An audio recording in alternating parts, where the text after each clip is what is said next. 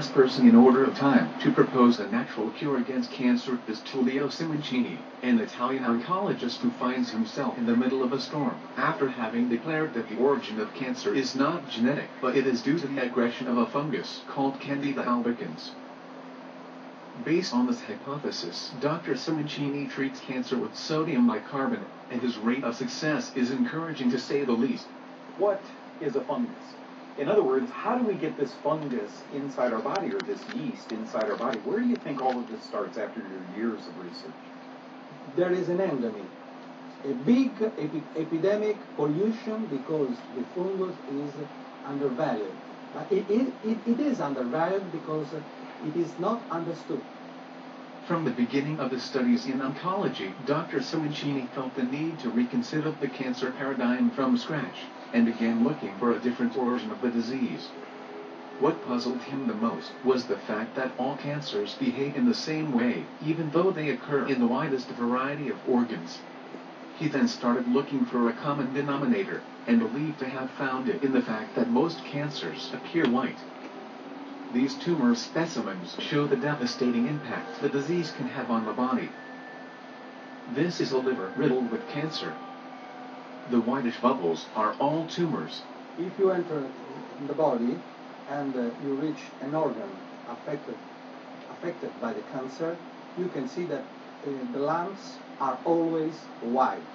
The lumps are white? Lumps are always white. Sometimes discovered with blood or with the defense reaction. Mm-hmm. But in every post-mortem examination, the scientists find the white lumps, the white masses, that is fungi. This is the pleura. We entered with the camera and look, the pleura should be red, but you can see all the lumps, all the cancer that is white. This is a heartbeat. This is a bronchial cancer.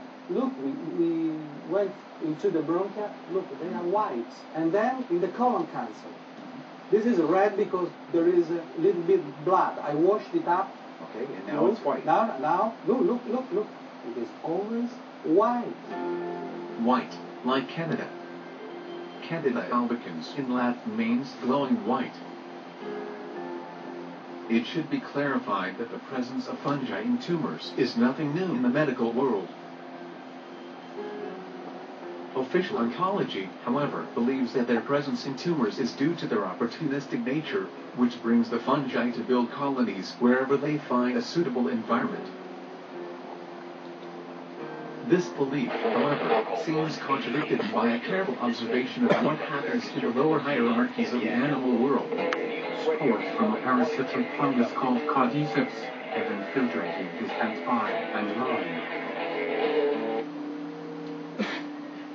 As soon as she is discovered by the workers, the ant is taken away and dumped far away from the colony. It seems extreme, but this is the reason why. After a while, the fruiting body of the Candida erupts from the ant's head.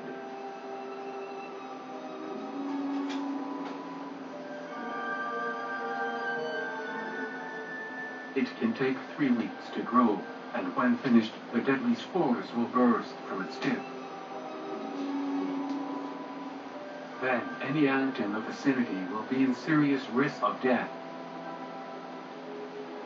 The fungus is so virulent, it can wipe out whole colonies of ants. And it's not just ants that fall victims to this killer. In this case, it was the fungus to cause the ant's death, not the death of the ant to invite the presence of the fungus. What normally appears to be a simple opportunist is in fact a full-fledged assassin. Allora viene il dubbio, non sarà che viene prima del disarmonismo e poi nel momento in cui la si vede è il momento della massima invasione? Chi ci dice che sia solamente un post hoc? Il fatto che ci sia è un dato di fatto, il fatto che sia un post hoc è un'interpretazione. So the oncologists and scientists say because the cancer invades the organism, it gets weak, and the Candida that is opportunistic invade the organism. On the contrary, I say that Candida enters to the organism, makes the cancer, destroy the organism, then explodes everywhere. Candida is a very familiar fungus, known especially to women who sometimes experience an infection in their sexual organs. The vagina is a muscular canal that leads from the outside of the body to the uterus. The warmth and moisture of this canal create a perfect environment for microorganisms to breathe. For example, bacteria called lactobacilli, which are naturally present in the vagina, coexist with the yeast fungus called Candida albicans. Normally, the lactobacilli create an acidic environment that keeps the natural yeast population in balance. However, when conditions within the vagina change that either decrease the numbers of lactobacilli or decrease the acidity, these yeast fungi begin to multiply. Normally, the immune system keeps the fungi under control and doesn't allow them to establish colonies anywhere in the body. Whenever a white cell identifies a fungus in the bloodstream, it immediately attacks it and destroys it. If instead the system's defenses get lower than usual, which can happen for a variety of reasons, the Candida can manage to get around the immune system and establish a permanent colony wherever in the body. Esistono le candidosi superficiali, quelle che attecchiscono sugli epiteli, le candidosi classiche del cavo orofaringeo, della vagina, eccetera, eccetera. E poi esistono le candidosi profonde, quelle in cui la candida è riuscita a sorpassare gli epiteli, il sistema immunitario, e è riuscita a radicarsi nell'interno dell'organismo, in un organo. Il momento in cui un fungo entra dentro il tessuto connettivo nella parte interna dell'organismo, si chiama la candidosi intima, evoca una reazione di tipo immunitario cellulare che porta alla formazione del tumore. Il tumore, secondo me, sarebbe quindi l'insieme dell'invasione fungina più la reazione cellulare che l'organismo mette in campo. Far from being a wild, uncontrolled cellular replication, according to Simoncini, the growth of a tumor is a elusive and desperate reaction from the organism in a last attempt to reject the intruder. By the same token, Dr. Simoncini believes that metastases are not cancerous cells that leave the primary tumor to go start a new one somewhere else, but small groups of fungi belonging to the primary tumor that fall inadvertently into the bloodstream during biopsies or during normal operations. These runaway fungi settle in a new environment and prepare to take advantage of a weakened organism to establish their own colony as soon as possible. Once this propagation has started, it becomes necessary to restore the immune system to its maximum potency.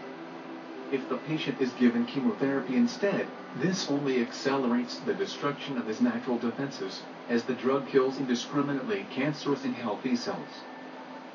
While possibly prolonging the survival by a few months, chemotherapy in fact makes it impossible for the organism to recover its defense capabilities, making it bound to succumb, sooner or later, to the multiplying fungal attacks. To test this hypothesis, Dr. Simoncini considered treating cancer patients with sodium bicarbonate. Sodium bicarbonate is the strongest substance against fungi. They cannot adapt to a salt because it is not a complex substance. That's why the antifungal drug, today's antifungal drugs are ineffective, because the fungi can adapt themselves in 3-4 days. For the fungus, you give an antifungal drug, you can kill the first layer, but the second layer they get used and they eat drugs, chemotherapy, everything.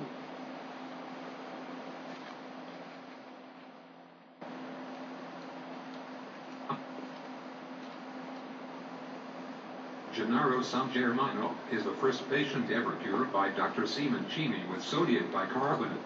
In 1983 he was diagnosed with lung cancer and was given a life expectancy of 6-7 months at best. In 2006, 23 years later, he gave this interview. Buonasera. Buonasera, io mi chiamo Mario. Mi sembra di parlare con una persona molto fortunata, mi sembra di capire, giusto? Sì, molto fortunata, veramente. Perché penso... Molto fortunata, ma grazie a Dio per quello che ho incontrato con fortuna perché mi hanno detto che bisogna fare un atto di ricovero. Perché la macchina si stava allargata quando sono andata alla visita. Adesso da me sono andato pure a Magadaluro, grazie a Dio.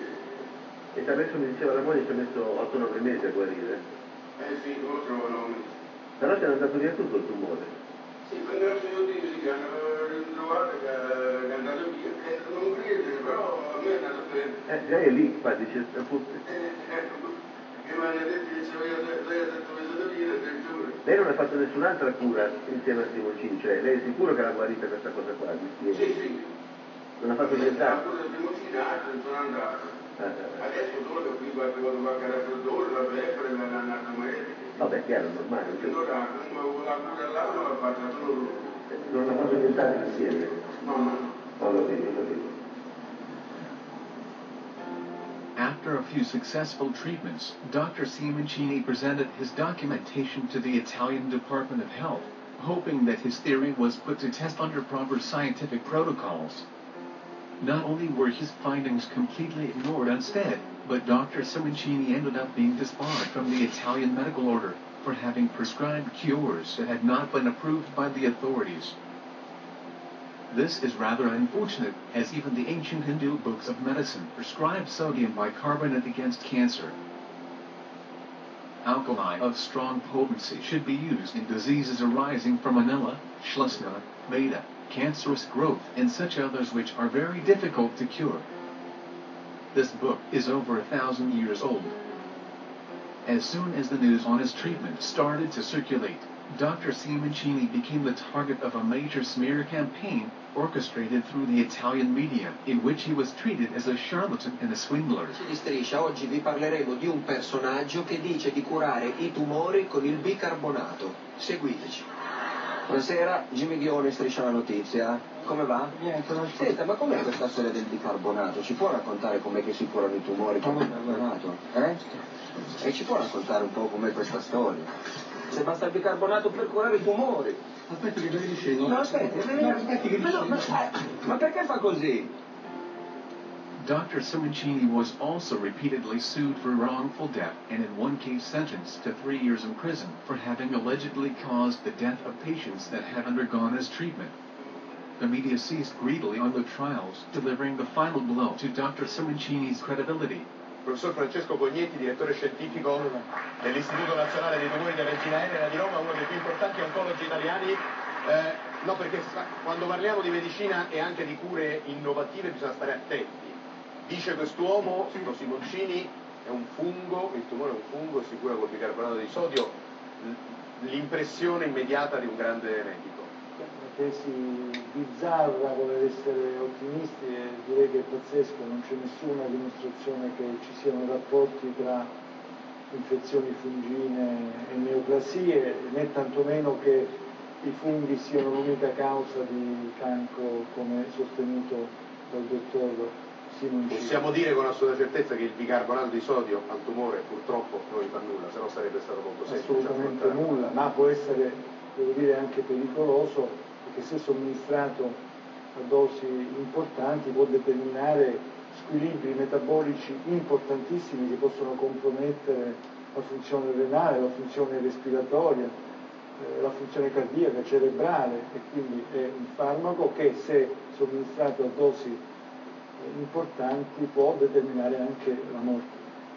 Quando si parla di potere, che cosa significa in pratica? Significa questo, che se uno dice una cosa nuova o grossa, come è successo a me, si attiva l'ordine, uno, mandano i giornalisti che dicono quello che vogliono, attivano denunce false alle magistrature con cose inesistenti, ma tanto ti mettono il mare in mezzo, e alla fine uno rimane contrario per dimostrare qualcosa di valido. E questo lo fanno con tutti, perché c'è, secondo me, una mancanza di lungimiranza. The paradox is that Tullio Simoncini is not an alternative doctor, nor is he against the current medical system, but he is possibly the most allopathic and orthodox of them all. La strada per far fuori il fungo, dentro, fuori, e anche il tumore, sia quella di concepire degli antifungini a cascata sequenziale. il concetto in chemioterapia esiste, le terapie sequenziali fatte a cicli, eccetera, eccetera, perché bisognerebbe scogitare gli antifungini che sono efficaci in un primo momento, come il fungo varia, cambiare l'antifungino in funzione della variazione del fungo e così stanti dietro secondo le variazioni, però dovrebbero venire in campo le case farmaceutiche, perché adesso non capiscono questo grosso affare che c'è sotto. Loro vedono la casa della multinazionale che fa, vede il pericolo dell'azzeramento dei chemioterapi eccetera e fa guerra, fa terreno bruciato a tutti, chi dice qualsiasi cosa gli taglia il collo. Notwithstanding the difficulties, Dr. Simoncini has never given up the fight and keeps traveling the world, presenting his theory everywhere he is invited. In the meantime, he has perfected some special techniques that allow him to deliver the sodium bicarbonate in the vicinity of the tumors, obtaining the maximum effectiveness out of the smallest amount possible. Sodium bicarbonate is effective if you can put in contact the sodium bicarbonate with the cancer. So, if you want to reach the prostate cancer, you have to locate before a catheter in the potenda artery that reaches the prostate. Then you can administer through a port connected to the catheter the sodium bicarbonate directly to the prostate. This is John Blankenship in Houston, Texas. I was diagnosed with prostate cancer in about August of 2007. They did a biopsy and later on scheduled me for radical prostatectomy. Faced with the idea of losing his prostate, Blankenship started looking for a different solution and ended up choosing Simoncini's bicarbonate therapy. I believe that cancer was a fungus. And I arrived in Rome on the 1st of February, and on Monday, on the 4th of February, we put a catheter in. I flew back to the United States with the catheter in place and started on a treatment schedule of 6 days of infusions and then 6 days off of rest. And we did 4 or 5 of these cycles. I just took on Tuesday, the 26th of August 2008, a ultrasound examination of my prostate, and apparently the doctor I consulted with him, he said he couldn't find anything. He wrote a report to that effect, and I faxed the report to Dr. Simoncini today, and he was delighted with the results. He said it's all gone. So, according to this ultrasound scan, your cancer is gone. Yes, sir. Can you believe that? I absolutely believe it. I believe everything that Dr. Simoncini says.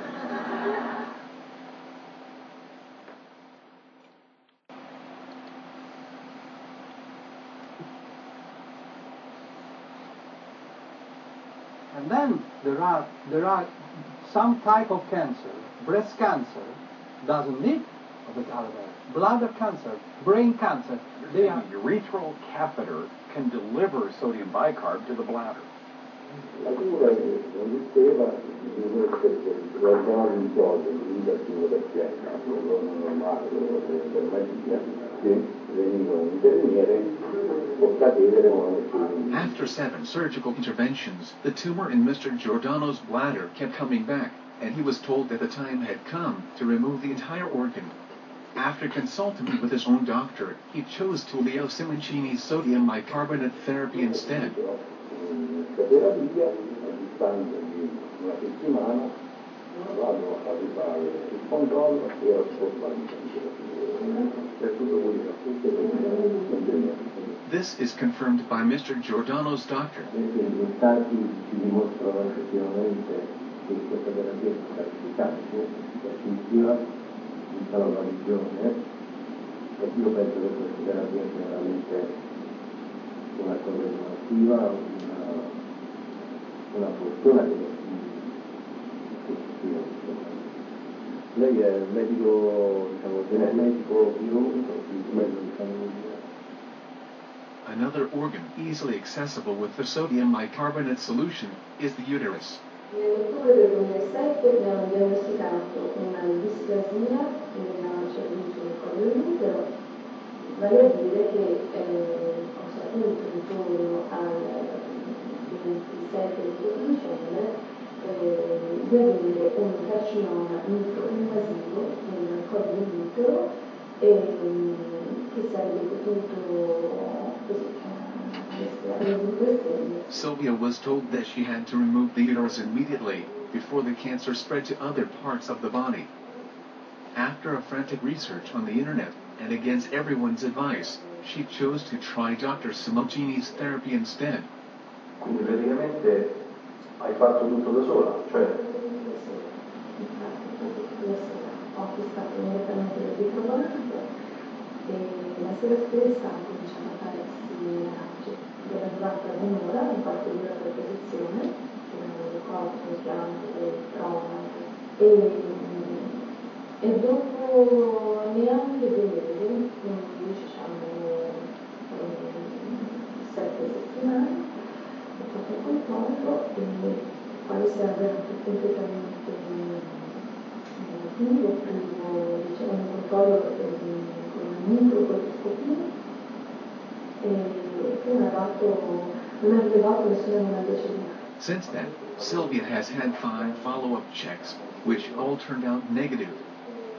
Even more stupefied are the friends and family around her who had initially pressured her to remove the uterus.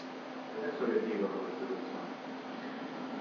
Adesso sono l'ammirazione e la sorpresa e l'inciviltà, quindi mi è rimasto bene, non ho più nessun tipo di...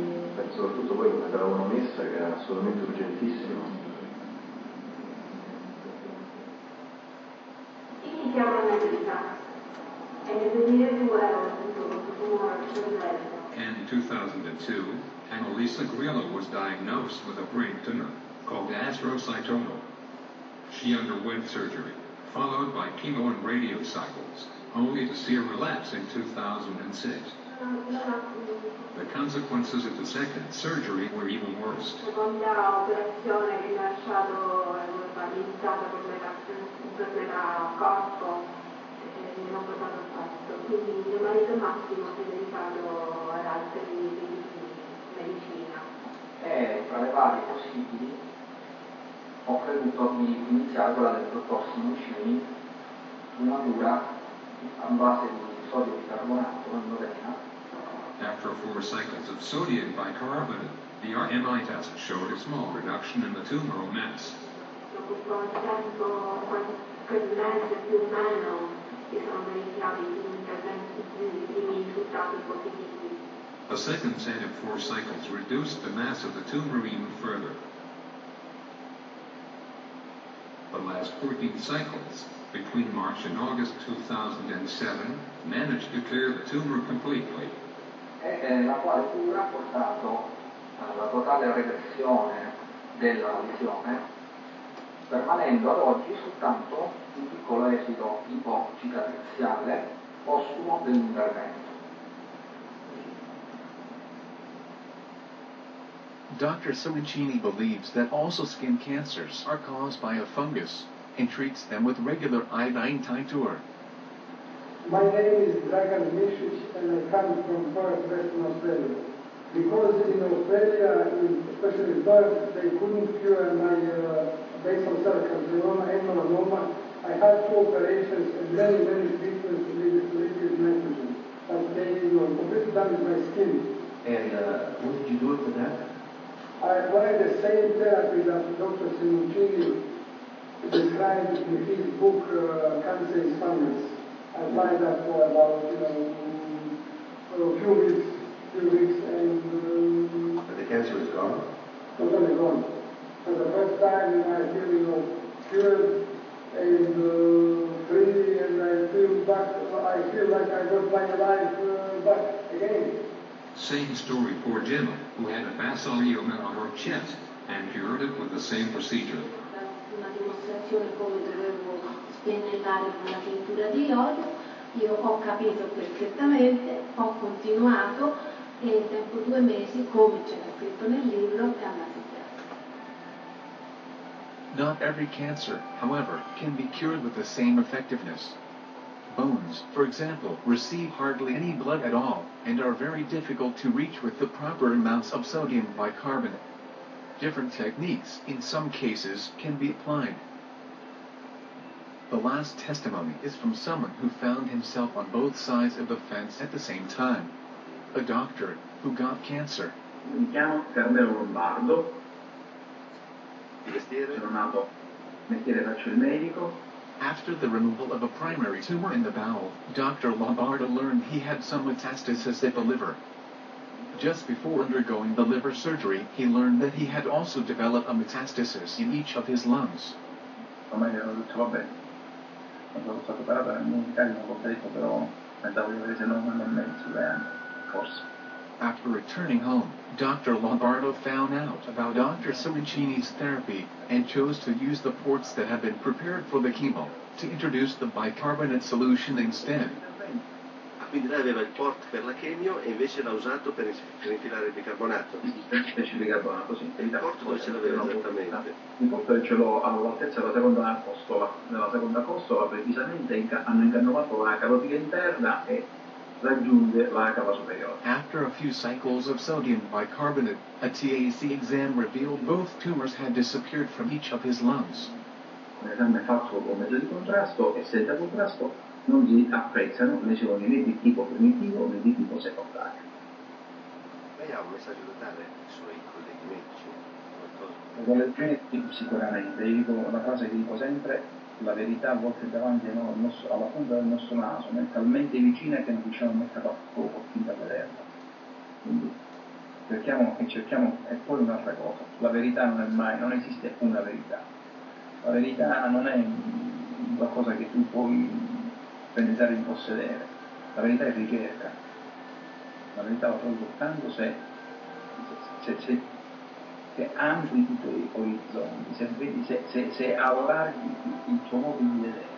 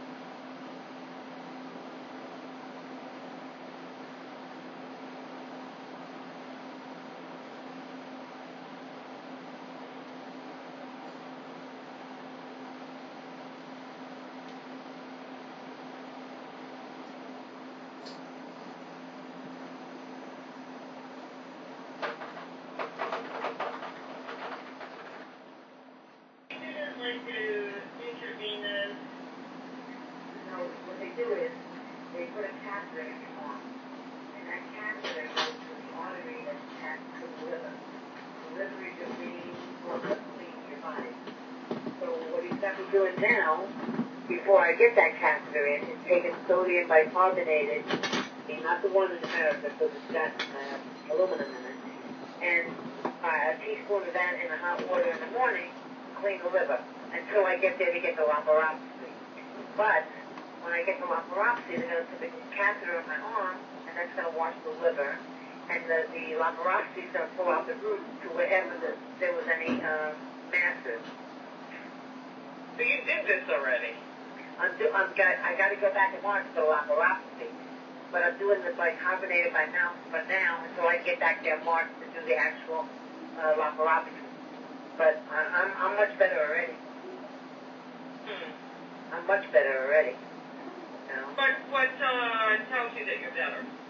The way I eat, the way I feel, no fever, my weight's coming back, I have no pain. I mean, it's a different story.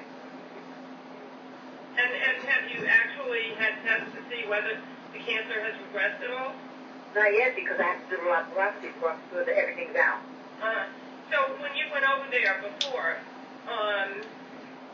it's not clear to me what procedure he actually did when you were there. When I went there, they gave me a CAT scan to see where everything was. They saw that they were trying to put a catheter in my stomach to go to the site, but because I lost so much weight in the chemo, there was no fat, and they didn't want to put my life at risk, so they wouldn't put the catheter in the stomach part. So the next thing they did was they said that I would have to get a laparoscopy, where it's much safer to do, and the catheter in the liver to wash it, and that would be done in March. Okay, so you actually had no treatment when you were there? Not only treatment it gave me now is my mouth. Right, but when you were in Italy, you actually didn't have anything. No, it was more evaluation of what could be done and what was where we were at with it. Okay. And do you have any information about what he does with pain? No, not really, but I mean, he's a really, I researched this doctor when I got there. I met him, he's very nice, but then I went to the university in Rome, and I spoke to the professor of oncology there about Simoncini's work, and he said, well, this is what the man said to me. We are oncologists. We have chemo, and that's a Band-Aid. He said, unfortunately. He said, well, we can't say nothing wrong with Simoncini's method because we've seen some great results with his method. That's what the professor of oncology told me. Then I went to radiology, and I asked for the professor over there. He came and spoke to me, and I asked him the same question, and he gave me basically the same answer. So, I mean, I went around, I spent the whole day in the hospital asking people, because we're going to talk about my life here. I'm not going to put my life in somebody's hands if I'm not absolutely certain that this person is a competent person that can help me. Okay. And this man is a competent person. Okay, I hate to hang up abruptly, but I have a group. There's like 5 people in the waiting room waiting. Thank you so much for talking to us. Thank you. And her name is Suzanne. If she feels like talking to you, I'll get your number from Paula. All right. Jeannie, can you want to come over tonight? Yeah, but I want to first finish up with Jeannie because I want to ask her more questions. Okay. I'll call you after 7:30, okay? Yeah. Okay, bye. Thank you so much. Bye. Bye. Oh, Jeannie, Jane just has a really, really tight schedule. Yeah, that's fine. But this is so fascinating to me. I'm on the internet a lot, and you never know with the internet who is who. There's a lot of anonymous people. Yeah. Somebody said that Dr. Simoncini had his license taken away, but He did, but you know what? I know the whole situation. Okay, can you explain that?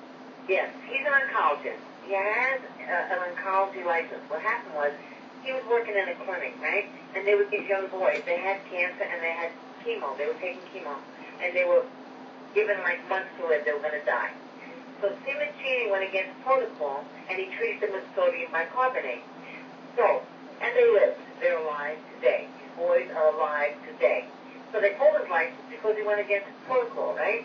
So now because they pulled his license, he forced them. I think he got the license back. At least the dentist getting a license back. But they had no reason to pull that just because he went against protocol. The people that he treated are alive and well today. That's what is ridiculous about it. Well, Jeannie, I'm really glad I talked to you directly because, again, on the internet, people will change things. What they said was that somebody who had intestinal cancer was killed. That's how they implied. A woman, right? Excuse me? A woman, right? I don't know. It was a woman, and that was one case, and that case, they tried to say it was his fault, and when they did their investigation, they couldn't come up with the fact that indeed it was his fault, okay? Because he was treated, that they didn't say that it was his, they tried to pin it on him, that he treated it was his fault. They tried to sue him, they lost. They did not win that in court. So, again, it's a lot of political nonsense that they try to pull over there. Because him and I talked about this at length. No, they try to pull that over here, too, with doctors and their licenses. The doctors usually get their licenses back, but it's $1 million later and a lot of grief. And they say, I wanted to practice medicine, not law. You see, this is what I'm talking about in America. This is all political stuff. And even over there, they have that political stuff where they're fighting over. It's really not about what they're really fighting over. They're fighting over something else, control, power. Say, Jeannie, Jeannie, right now there's somebody who's facing something kind of urgent, and so I want to get this up on the internet. I put the tapes on after you started your discussion with Suzanne and Jane. Is that okay with you if I post this discussion? That's fine. Everything I said is absolutely true, but yeah, that's fine. Okay, but the only thing was I didn't turn the tapes on until towards the middle. Could you kind of review again how what happened to you and how you found Dr. Simoncini? I was doing a lot of research because I was getting treated with lung kettering, and they were telling me that my cancer is incurable and that I had to be on maintenance the rest of my life. No, just slow down. I want to go nice and slowly. I have a whole 28-minute show because I'm going to put you on Manhattan Neighborhood Network even before we get you in the studio. Okay. What kind of cancer did you have, and what year was it first discovered? I got diagnosed last August, so it was 08. It was in 08. And what was what type of cancer? Squamous. And what were the symptoms you were having? What brought you to the hospital or the doctor in the first place? I just went for a checkup, for a woman's checkup.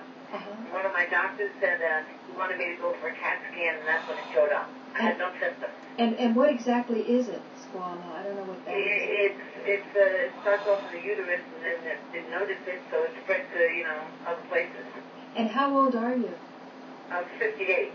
Okay, so you didn't have any menstrual problems, or you were feeling nothing, no pain, nothing? Oh, no pain, no pain. Oh, yeah, I was feeling cramps, but it wasn't really a terrible thing, and that's why I went. So I got cramps when I was sitting. So that's what made me go for a checkup to begin with. It wasn't a terrible cramp. So then what happened? Then when the CAT scan came back and it showed all that, then I went in and I was very sick I just think my body I was in shock. So, Now, excuse me, why were you in shock? Because everybody would be in shock if you told something like that. Oh, got it. So just the diagnosis itself is very stressful, right? Yeah, and then I was almost going to give up. Itself is very stressful, right? Yeah, and then I was almost going to give up for a minute. For a minute. For a minute, okay, I can see that. And then I said, whoa, wait a minute, stop this now. Let's get together. Okay. And so then I pulled myself back, and then I went from one hospital to another, and I finally got into the phone. Now, when I got into the phone, I started receiving chemo. You were given chemo? I received 5 rounds of chemo. And what happened then? And then, it shrunk the tumors, but it didn't kill the cancer. So what Dr. Simoncini does is, with the laparoscopy, is he takes out the root of the cancer. He explained to me that the tumor is only the reaction to the cancer. It's not the cancer. So they got to go in and take the root of that cancer. I can show you in person how he showed me with my hand, and it's so easy to understand. If someone would explain that to me here, it would have been much easier to understand. But there's the root of the cancer has to come out, and then that's when you don't have to worry about it coming back again. That's why chemo shrinks the mass, but it doesn't get to the root. That's why chemo really doesn't work. I see. So when you come when you come into the studio, you can demonstrate this visually. Yeah. But for right now, my understanding is you did have tumors. They were discovered, but that chemo only shrank them, and you didn't want to look forward to what? A life of... Well, but after a while, the chemo, the cancer grows resistant to the chemo, and the chemo ruins your immune system, and then you die. Right. I'm looking at a death sentence, actually, and it's not going to cure anything, and what it's going to do is manage it until I'm dead, and I don't look at life, that's not my idea of life, so I wanted to go further and see who's more advanced, and I went through a lot of research on the internet, and I go to hypnotherapists every time before I got chemo. I get hypnotized to visualize that chemo going to the sites where I had cancer, right? Right. So that visualization would help me manage the chemo to go where it's supposed to go and not hurt the other organs. And even Simoncini said, wow, he goes, your immune system is pretty good for a girl that had 5 rounds, 4 hours apiece. Right. Because mind and body were in sync. Right. And the hypnotherapist that I was getting treated by, he's also a nutritionist, and he started sending me a lot of information and told me, do your homework. So I did my homework, and I started investigating other things that people were doing. And that's when I found out about Simoncini. I listened to him, and he made perfect sense to me. Right. But he explained 1 and 1 is 2, and it added up to me the way he explained it. And I said, well, I got to see this doctor. And I called him 15 times from America to try to get him to see me. And at first he was like, well, you know, you're in America. I'm in Italy. I said, I'll fly. I'll walk. I begged this man, just see me, just see me. Finally, I got him to see me. I went in, and this is how it began. But I knew that this man was a healer. Right. But you know, in many ways, you're an ideal patient because you're very proactive. And you've read his book by now. The beginning of the book is a little bit tedious because he talks about the philosophical underpinnings of our entire society, which has a very fractured mind-body paradigm. You know, we think that spiritual things are separate from physical things. So when our body is having physical problems, we don't think of a spiritual approach. We think spiritual is sort of weak and wimpy, and alternative therapies are just for, you know, vitamins and yoga and stretching. But that when it comes to something serious, then you've got, then they just right away defer to the very authorities that they usually complain about. You know what? That is the most misunderstood theory in the world. If you don't have your mind in line with your physical, you're not going to, you can take all the medicine you want in the world. It's not going to work. Unless your mind is in sync with your body, it will not work. Right. Okay, what medicine it is. Because you know why? The mind, we're entering an era of energy medicine to begin with. And people are finding out. People give people sugar pills. And all of a sudden this person had symptoms or something. And this person's all right. And then they're saying it's a miracle. It wasn't a miracle. It was the mind and body and sync. So it has to do, what people forget about is they take the medicine and they concentrate on how sick they are, and they get sicker. Right. If with their mind in line with their body, it works hand in hand. No, definitely. Jane Goldberg often talks about the placebo effect. The placebo effect is very misunderstood. It's really about a blessing, and it's about receiving a blessing. If you think you're going to be well, you're going to be well. If somebody believes in you and says you're going to be well, you know, he or she is sending that energy, but it's also has to be received. That's right. And placebo effect, part of the reason they denigrate it so much is that most of the pharmaceuticals that are approved, you know, by the FDA, they can't even reach placebo effect. Placebo effect is that powerful. Most of the drugs that we're taking don't have enough of a track record to even reach placebo effect. Well, let me tell you something. They don't want the competition. They can't handle it. I think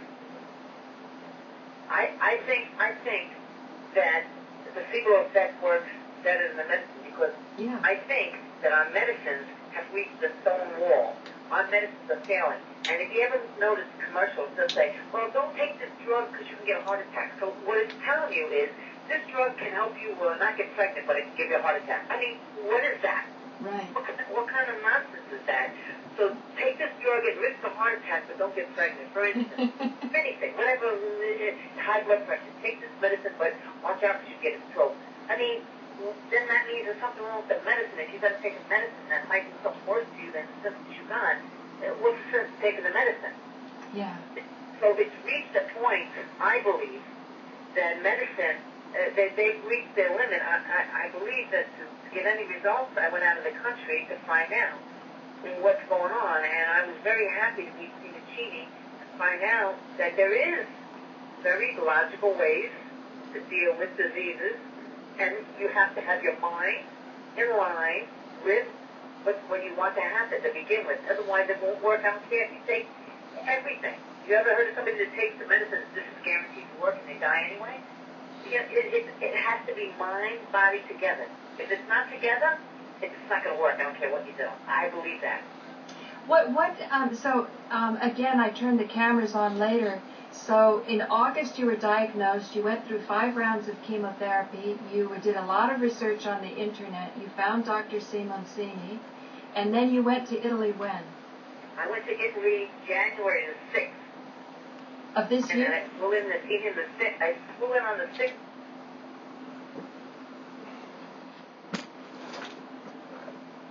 I met him on the 8th. Okay. And then what was decided in that meeting? What happened in that meeting? When I met him, he told me he could put a catheter in my arm to wash the liver and a catheter in the stomach to wash the uterus. But when they went to put the catheter in the stomach, they couldn't do it because the chemo ate away so much fat that the doctors and the surgeons there said, we're not going to put your life at risk to put a catheter in your stomach because if we hit one of your bowels, you could die, and we're not putting you at risk like that. So then Simoncini told me, listen. I said, well, he said, don't give up, don't give up. He held me up strong. He goes, don't give up. And I said, well, what am I going to do now? And he goes, well, I can suggest that you do a laparoscopy where you don't put yourself in jeopardy, and they suck out the roots, and then we put the catheter in the arm, and we wash the liver. Now, hang on, you're going a little too quickly for me. What's a laparoscopy? What did you say? Okay, they go into your belly button with a camera, and they blow your stomach up with W2 air, right? Oh, wow. And when they do that, so your stomach has a balloon effect. So now with this camera, they see the site where the cancer was, right? I see. And even if the tumor shrunk, the root, they have on that camera is a vacuum, and that vacuum sucks out that root. So now, that's the laparoscopy. Then, with the catheter in the arm, and you're washing the liver with the sodium bicarbonate, what you're doing is, it's like putting a wound in salt water and healing. Mm-hmm. So what you're doing is you're washing your liver. Now, cancer cannot live in that kind of environment. Your pH changes. Right. And once your pH changes, cancer can't survive in that kind of environment of high salt and high oxygen. And sodium bicarbonate in Europe, not this Arm & Hammer stuff, but sodium bicarbonate has a lot of oxygen to it, and that's what kills the cancer. Hang on, you said something very fascinating. You said not the Arm & Hammer stuff? I thought baking soda was baking soda. No, it's not. Arm & Hammer, they say they don't, but Arm & Hammer has aluminum in it. Whoa. Go to get Arm & Hammer, baking soda, sodium bicarbonate it's called, in Europe, it's pure. And the reason I know this is I tasted the Arm & Hammer, and I tasted the ones from Italy, and they taste different. Wow. So you can tell there's a difference. The Arm & Hammer is not good because it has some aluminum. The bicarbonate from Italy is good because it is pure bicarbonate with no aluminum. Aluminum is very bad for the body. Gosh, I thought baking soda was so easily attainable. Now, Arm & Hammer, not Arm & Hammer. So how's an American going to get the right stuff? They can either get it from Europe or they can get there's another one in America called Bob. I heard BOBS, Bob Baking Soda, and Bob Baking Soda, from what I've learned, doesn't have aluminum either. Can we get that in New York City, Bob's? Yeah, I'm pretty sure you can. My therapist told me about it. Oh, well, tell me as soon as you can, because I have somebody I'm very concerned about. He has a mass in the colon, which seems to me, compared to your procedure, far easier to bathe in baking soda, but now if he uses Arm & Hammer, he's going to have aluminum. I guess it's better than nothing, though? Well, no, I wouldn't do it. I would get Bob. Go on the internet, type in Bob's baking soda, and then, because my hypnotherapist told me about it, he goes, Bob's baking soda does not have aluminum in it. But he even said to me, but you know Arm & Hammer does. I go, yeah, I know it does. Even though they try to say they don't. They do have it. It's been proven. I've watched nothing but programs about this. Right. Well, no, you're a great researcher. So then you went over there, and so you got this camera going in through your belly button. Then you put a lot of air in your belly. They blow your stomach up with air. Okay. Cameras in there, and they search, the uterus, the all over wherever the sites are, right? Okay. And then what they do is they suck out, and you see, cancer is always white. And I know this is true. This is true, too, because I got pictures of my colon. I had a mass in there, and it was white. So I thought, it's the way the flash came when they took the picture of the colon. Right. Then Simoncini said, all cancer is white, because it's a fungus. Right. So then it made sense to me. I said, that's why it was white. Right. Not because of the camera, because it was cancer, right? Right. Okay, so now, I turned around and I said, okay, so now, Simoncini, by the way, has very high results in colon cancer. Very high. I'm sure you would be. He told me that. He said, one of my best results is colon cancer. Yeah, I just got to get Bob's soda, I'll tell you what I'll do. When I meet you, I'm going to bring a box, give it to him, and he can tell him to take a teaspoon with water in the morning. It won't hurt him. Yeah. Funny. Oh, you mean just drink it? Yeah, you take a teaspoon in a glass of water, warm water, and you stir it, and drink it. Oh, I thought you... Anything else in your stomach? It goes through your stomach and gets into the bowel. It has all those intestines. Goes to the liver, and the liver washes everything if you don't eat or drink anything. If you got to get up and not eat or drink anything, and you get up and you take a teaspoon of the sodium, you put it in the warm water, you stir it, you know, and you got to keep stirring it because it settles fast, and you drink it. And if there's a little left on the bottom, add a little more water, stir it, and drink it, right? He told me do it in the morning on an empty stomach. He goes, and if you don't get diarrhea, you can do it at night on an empty stomach. It's good. But see how it goes. But if you get diarrhea, he goes, just go for the morning time. But that, what it does is, it goes to the liver directly, because there's nothing else in your body, and it washes the liver, and the liver cleans every other organ in there. So it'll get to the colon. Wow. Because I was looking on the internet, and now I remember he was up at the slide presentation. It was in Italian, and then it was translated into English. And he was showing how the white cancer in about 4 or 5 days becomes nice and pink. You know, the tumor recedes and the flesh is healthier. That's right. Of course, what they do is they wash that cancer. Yeah. What happens is that cancer gets shocked. When that sodium hits it, it gets shocked. Right. When it shocks it like that, they work in colonies, cancer. Right. So when that colony gets shocked, it can't survive. It dies off. Right. And then that's when it becomes pink. Why? Because the cancer left the organ. Right. So you got it out by the roots. I can see that. Right. The only thing is, what he was suggesting was 2 liters of warm water with 200 grams of baking soda. Now I know it has to be Bob's baking soda. That's for the catheter, isn't it? No, I think that was for like an enema, that it would come up up the butt. I didn't read about the enema, but well, I think only by mouth, it's 1 teaspoon. 1 teaspoon. By mouth. By mouth, yeah, because you're drinking 1 glass of water. Well, this will be really interesting to talk to him about. But, you know, I realized that any colonics therapist could probably do this procedure very easily, just throw in a little bit of Bob's baking soda. Well, it can't hurt him. Yeah, it couldn't hurt. Oh, the worst that could happen is it'll irritate his rectum a little bit. I mean, but the chances of that, Chini told me too, we talked about that, he goes, is very remote. You know, like, it can't hurt him. It's only sodium bicarbonate. Right, exactly. So, I mean, I would say it's worth a try. Listen, you talk about your life here. Exactly. And also, you had a much more complicated case. Oh, yeah, mine was like, oh my God, I couldn't tell you. It was like, I don't even know how to describe it. And that you were really good to go and see him, because I could see the way he writes his book, and even Jane, who said Jane is a very, very good writer. She's very engaging, and she found that his style was she thought he was a bad writer, but I realized when I read it, he's writing for doctors, plus he's also writing to change the philosophical paradigm. So if you consider that he's doing all of those things, even introducing the knowledge is like fighting cancer, because you've got to hit it right. So he's very skillful.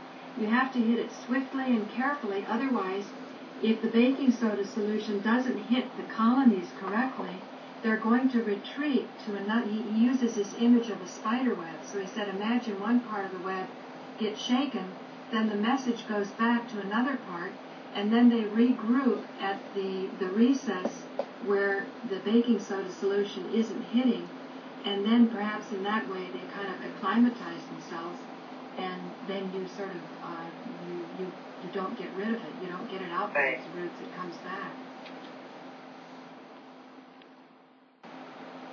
Right. That's why I followed everything he told me. Yeah. No, I can see. He told me to do. He says, well, for now, you take it by mouth, first thing in the morning. He goes, and do that until you get back here for the laparoscopy. He goes, don't even worry. Your tumors aren't that big for you to be worried about. He goes, he calmed me down right away. He's a very good man. But, you know, even if he's a bad writer, he's a good doctor. You know what I'm saying? He's like a healer. No, I know that for sure.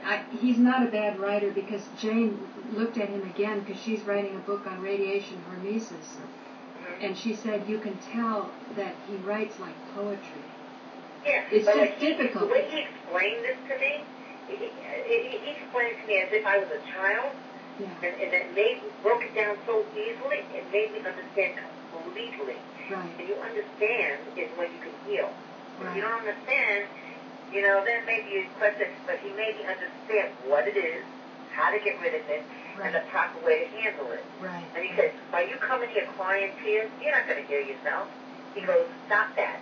He goes, what you got to do is think logically and how we're going to attack this.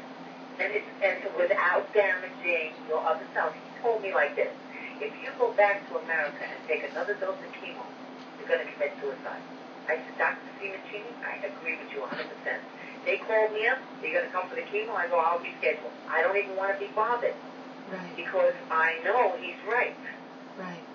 I took 5 rounds. It shrunk the reaction to the cancer. Yes, it did.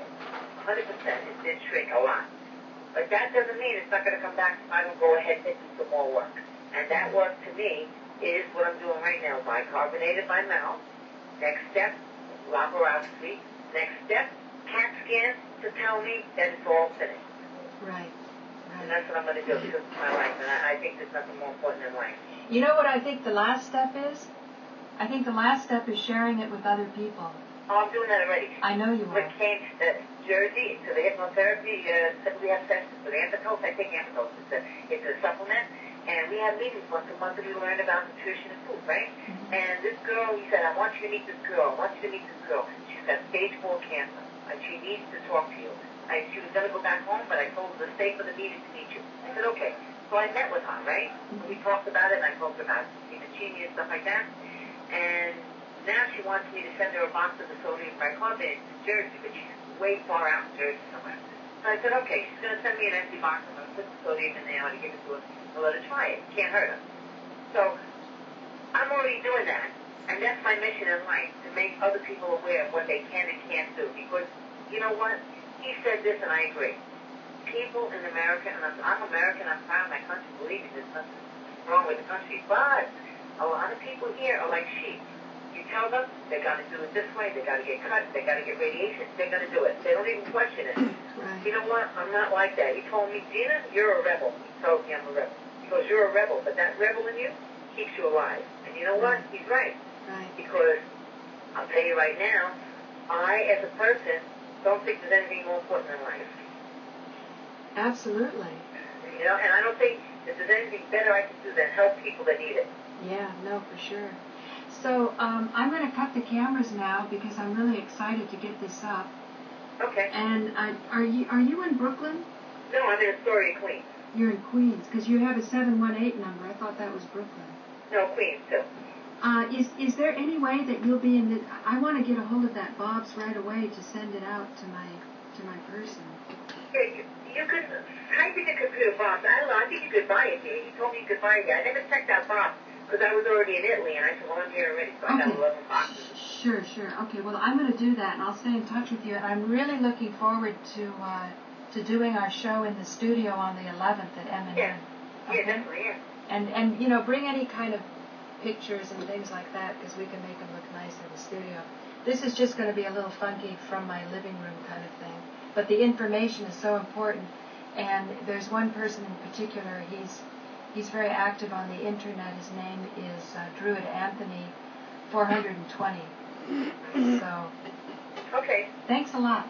All right, no problem. My pleasure. Believe me, this is what I need to do to help people too because that when I was down and out, there were people that reached out that I didn't know that helped me. Yeah. And you know what? When you get things in life, it's a circle. You have to help back. And I enjoy helping people anyway.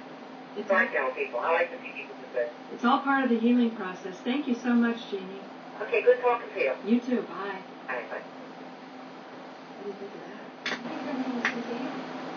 No, Suzanne was the one of Jane's friend who was sick. And Jane called me up and said that this Suzanne, who didn't want to do the other therapies that Jane had.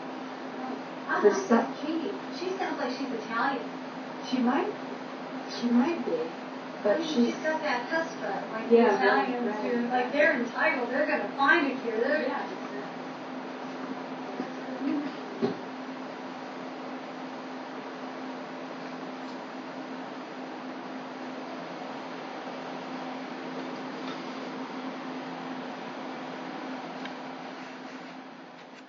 Close up on you. Perfect. Actually, fun, drawing, Oh, yeah.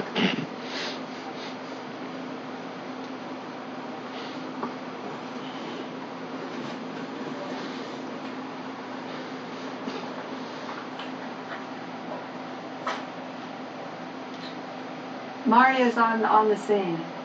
So this would be a good conversation. Yeah. Talk about treatment as well. About what? Talk about treatment. Yeah. Just give me a little lead with them, and then he can just leave it.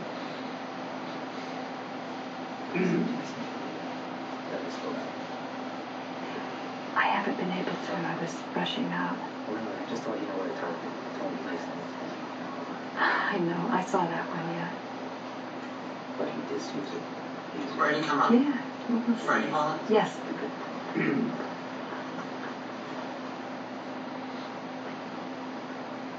Hi, this is Paula Gloria, and this show is called Farther Down the Rabbit Hole because we like to go into topics more deeply.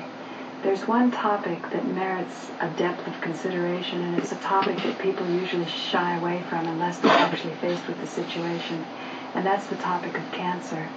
So I'm particularly happy to be taking this deep excursion down a usually scary rabbit hole with two special guests. One is a public access producer and someone who's been on public access staff for many years.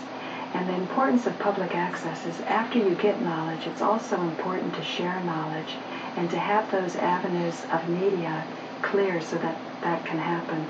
And so my guest on my far left is John Galino. Thank you, Paula. Thank you for having me. Yeah, thanks for joining me here. And I have my very special guest, Gina Camuti, who has taken a trip and met a doctor who I have been aware of for a few months, but only actually after she brought me the book did I feel I could really spend the time to read it. I had borrowed Jane Goldberg's version, but I was a little bit influenced by Jane saying that he wasn't such a great writer. But really I realized when I read it, it's that he's writing it for doctors, so it's filled with so much medical terminology. So when she brought me my own hand-delivered copy, I thought, wow, and I called you up because you were at the restaurant hoping I was at home, but I wasn't at home, and you left it with the doorman. So when I read it, or I called you, and I said, even before I read it, I just knew straight away, anybody that would bring me a book from Italy, I should have on my show. And then I started reading it, and he starts off about philosophy, and I happen to have been a philosophy major in college, but I thought, why spend so much time on philosophy when you're really talking about a cure for cancer? So it seems he was wanting to prepare the groundwork. So Gina Camuti, thank you for joining me on the show. Thank you. Can you tell people what took you to Italy, or how you came across Dr. Simoncini, because that's who we're talking about? I received treatment here, and I'm not happy because for cancer. And I'm not happy because the treatment here seems to do more than good. Well, I did a lot of homework, and I did a lot of research on this particular disease. And I found Dr. Simoncini, and what he was saying to me just made sense.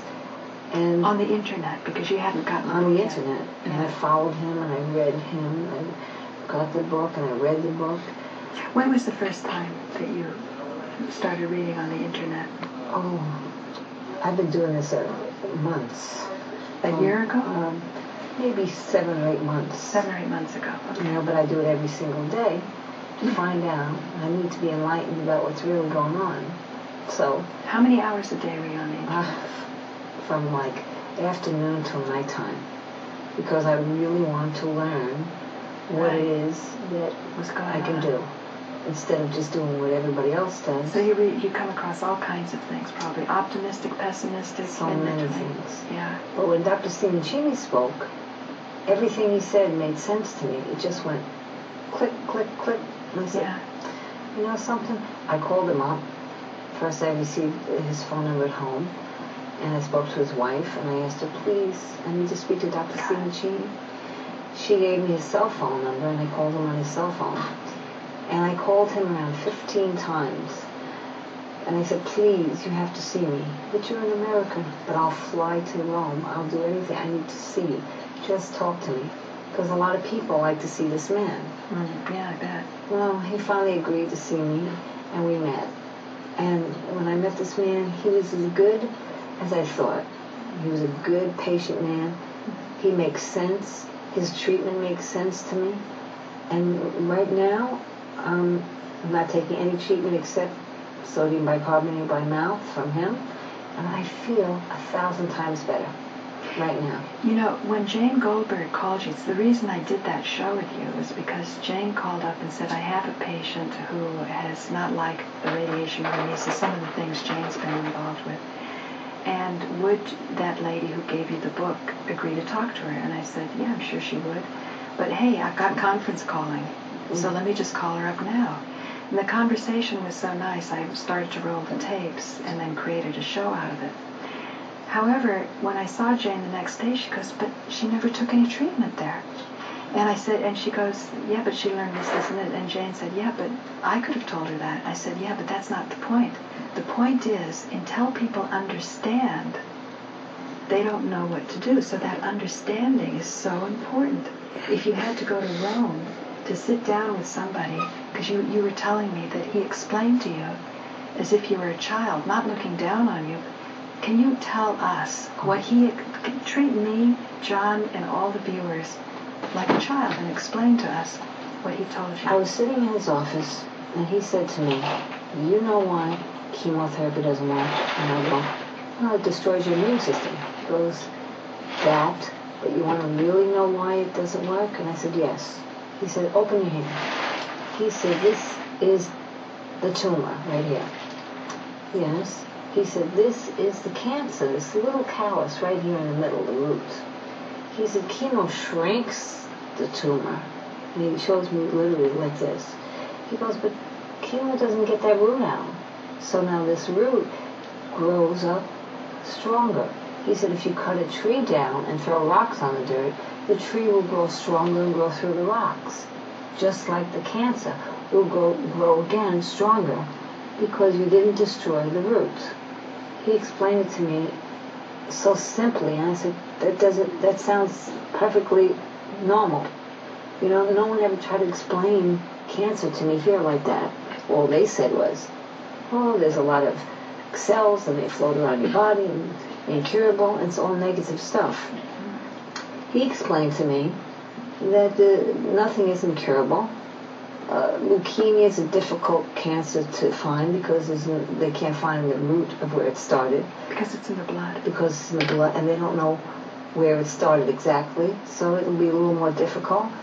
But he gave me such hope. And then he told me to take sodium bicarbonate by mouth, and I do that. And that washes your liver when you take that on an empty stomach. So that cleans the rest of the body. And cancer can't live in a high environment like that of oxygen and salt. Of oxygen and salt, yeah, because it carries oxygen through your body. So that's essentially, you went all the way to Rome just to learn how to drink baking soda and water? No, I went to Rome because they were going to put a catheter in my arm, which they did. But what happened was, when they went to put the catheter in my stomach, because I have in my uterus. Because that's what you have, ovarian? Oh, ovarian, yeah, a uterus, in the uterus. Mm-hmm. That's where they believe it started, right? That's where the biggest mass was. Mm-hmm. So when they went to do that, they took the CAT scan, they saw that because I took the treatment here, it ate away so much fat, there was no room to put the catheter. And because of that, they didn't want to risk my life, they wouldn't do it. Right, because you could perforate your intestines. Right. So now I had this catheter in here, and I said, well, take it out. And I lost control of myself for a minute there. I said, take it out, because if you can't do this one, what's the sense? He said to me, please think about this. I go, take it out. They took it out. I go back to him, and I go, I was shaken, because this is like a big deal in my life. So he said to me, listen, they're going to do a laparoscopy where they go in with a camera, and they take out each root with a suction, like a vacuum. And it doesn't hurt you. It can't hurt you. Each root of the tumor? Right. They have a camera and a light. So he knows now how to look at a tumor to find the root? Right. This is the first time I've ever heard that a tumor has a root. Yeah. They go in. Oh, yes. It has a root. I know. Have you ever heard that term? Root? Extraction? No, extraction. Well, yeah, I've heard that, yes, there is a root to all tumors, and normally they would cut it. But she's mentioning something where they actually extract the entire culture. Mm-hmm. Yeah, all the colonies.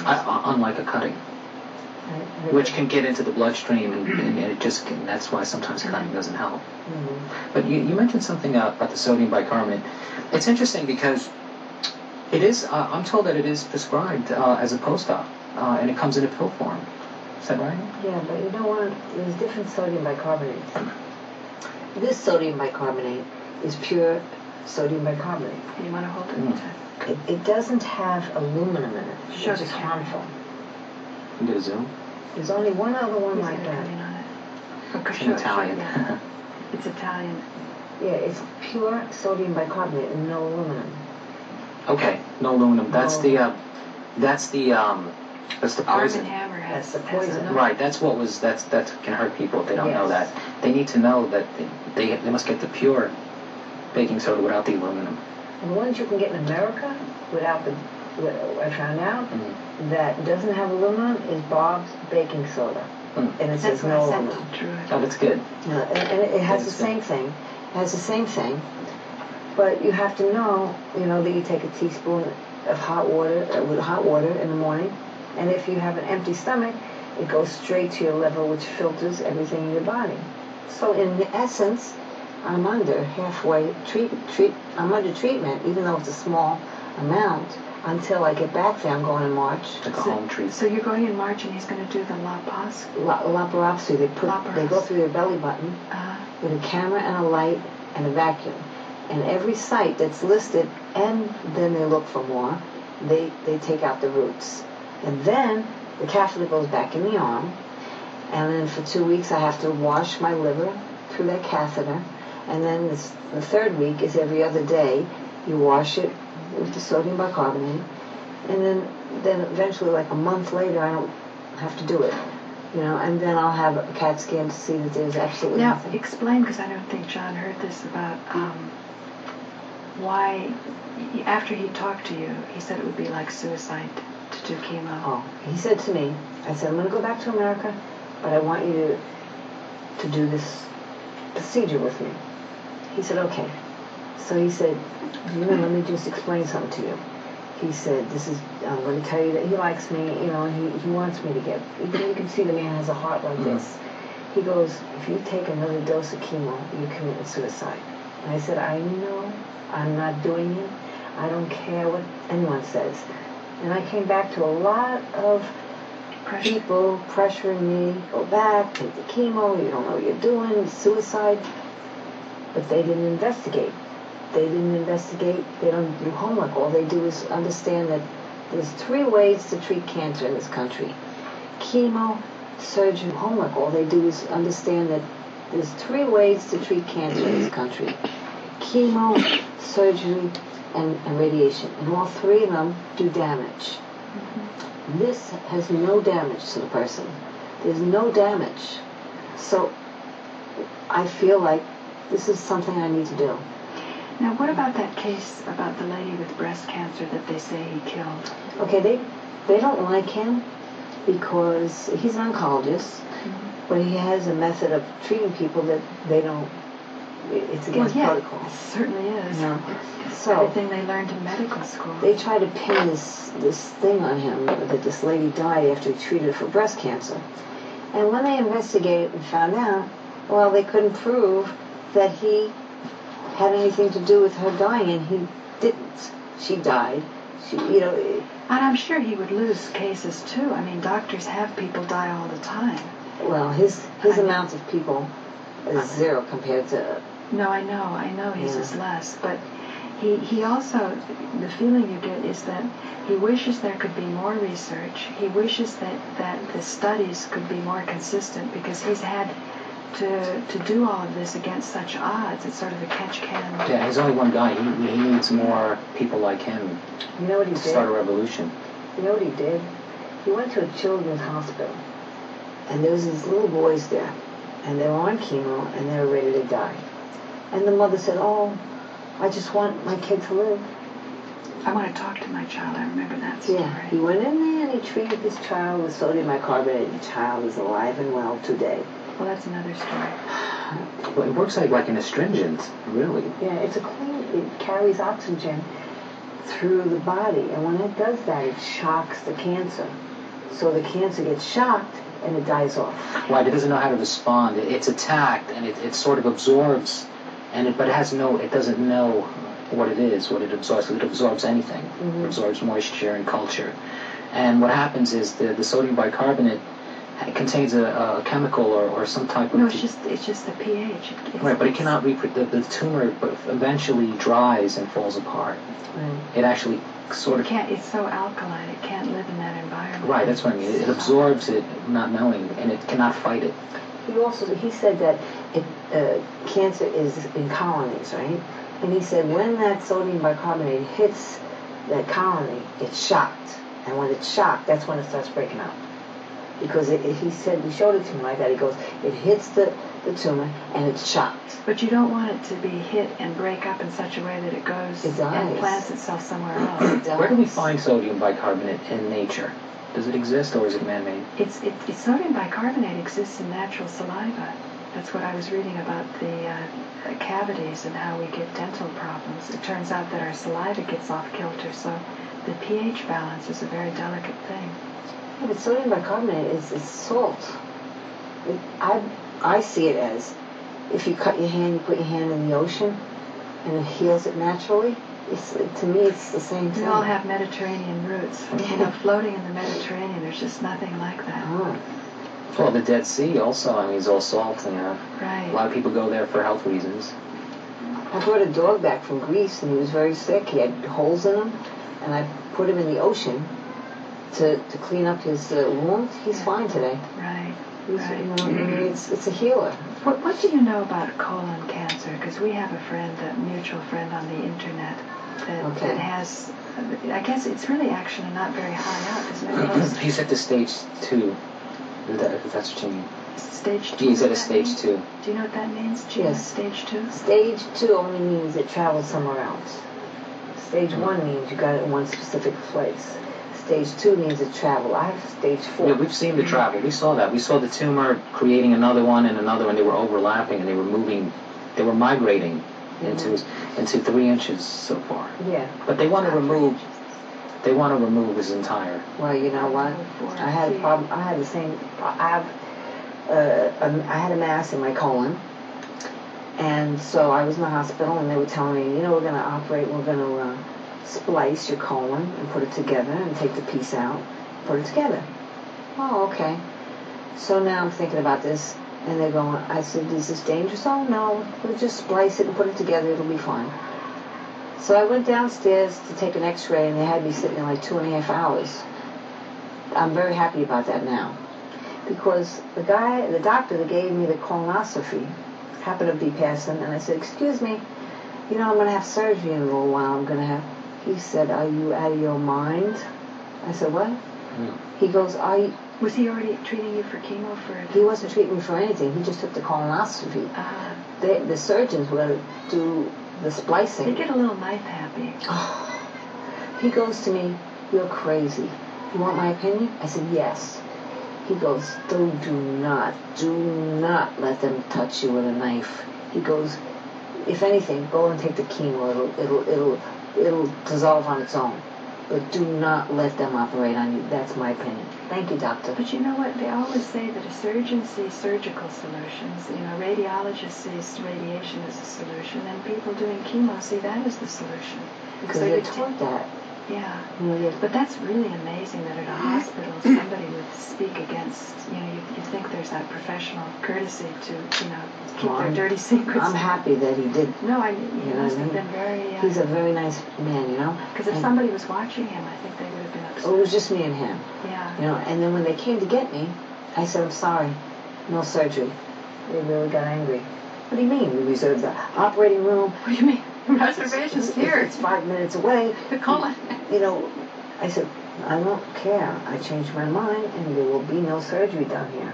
no. You have a strong personality, don't you? I can't let somebody do something to me that I really... But it happens all the time. I have a pretty strong personality, too. But when you're under that influence... You can be swayed. Right.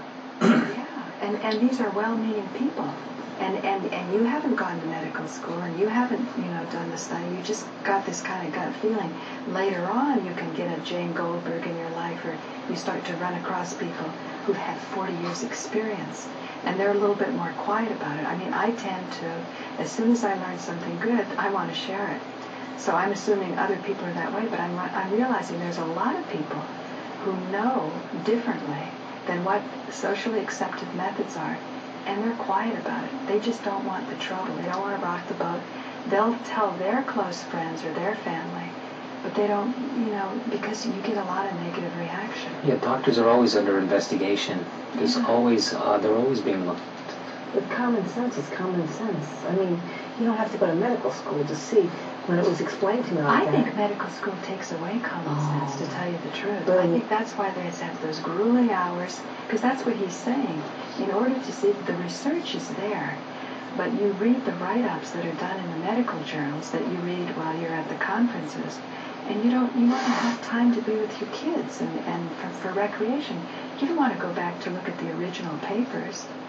And that's what he did. He did an enormous amount of work to put this together.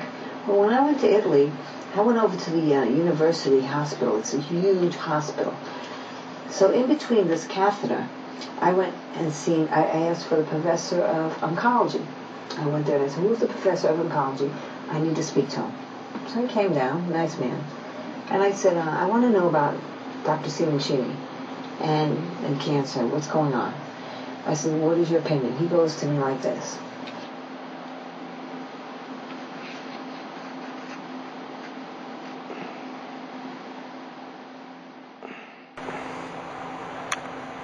He said, I'm an oncologist, and unfortunately we don't have the answer. Chemo is only a Band-Aid. He said, but I have nothing to say about Dr. Simoncini that's bad.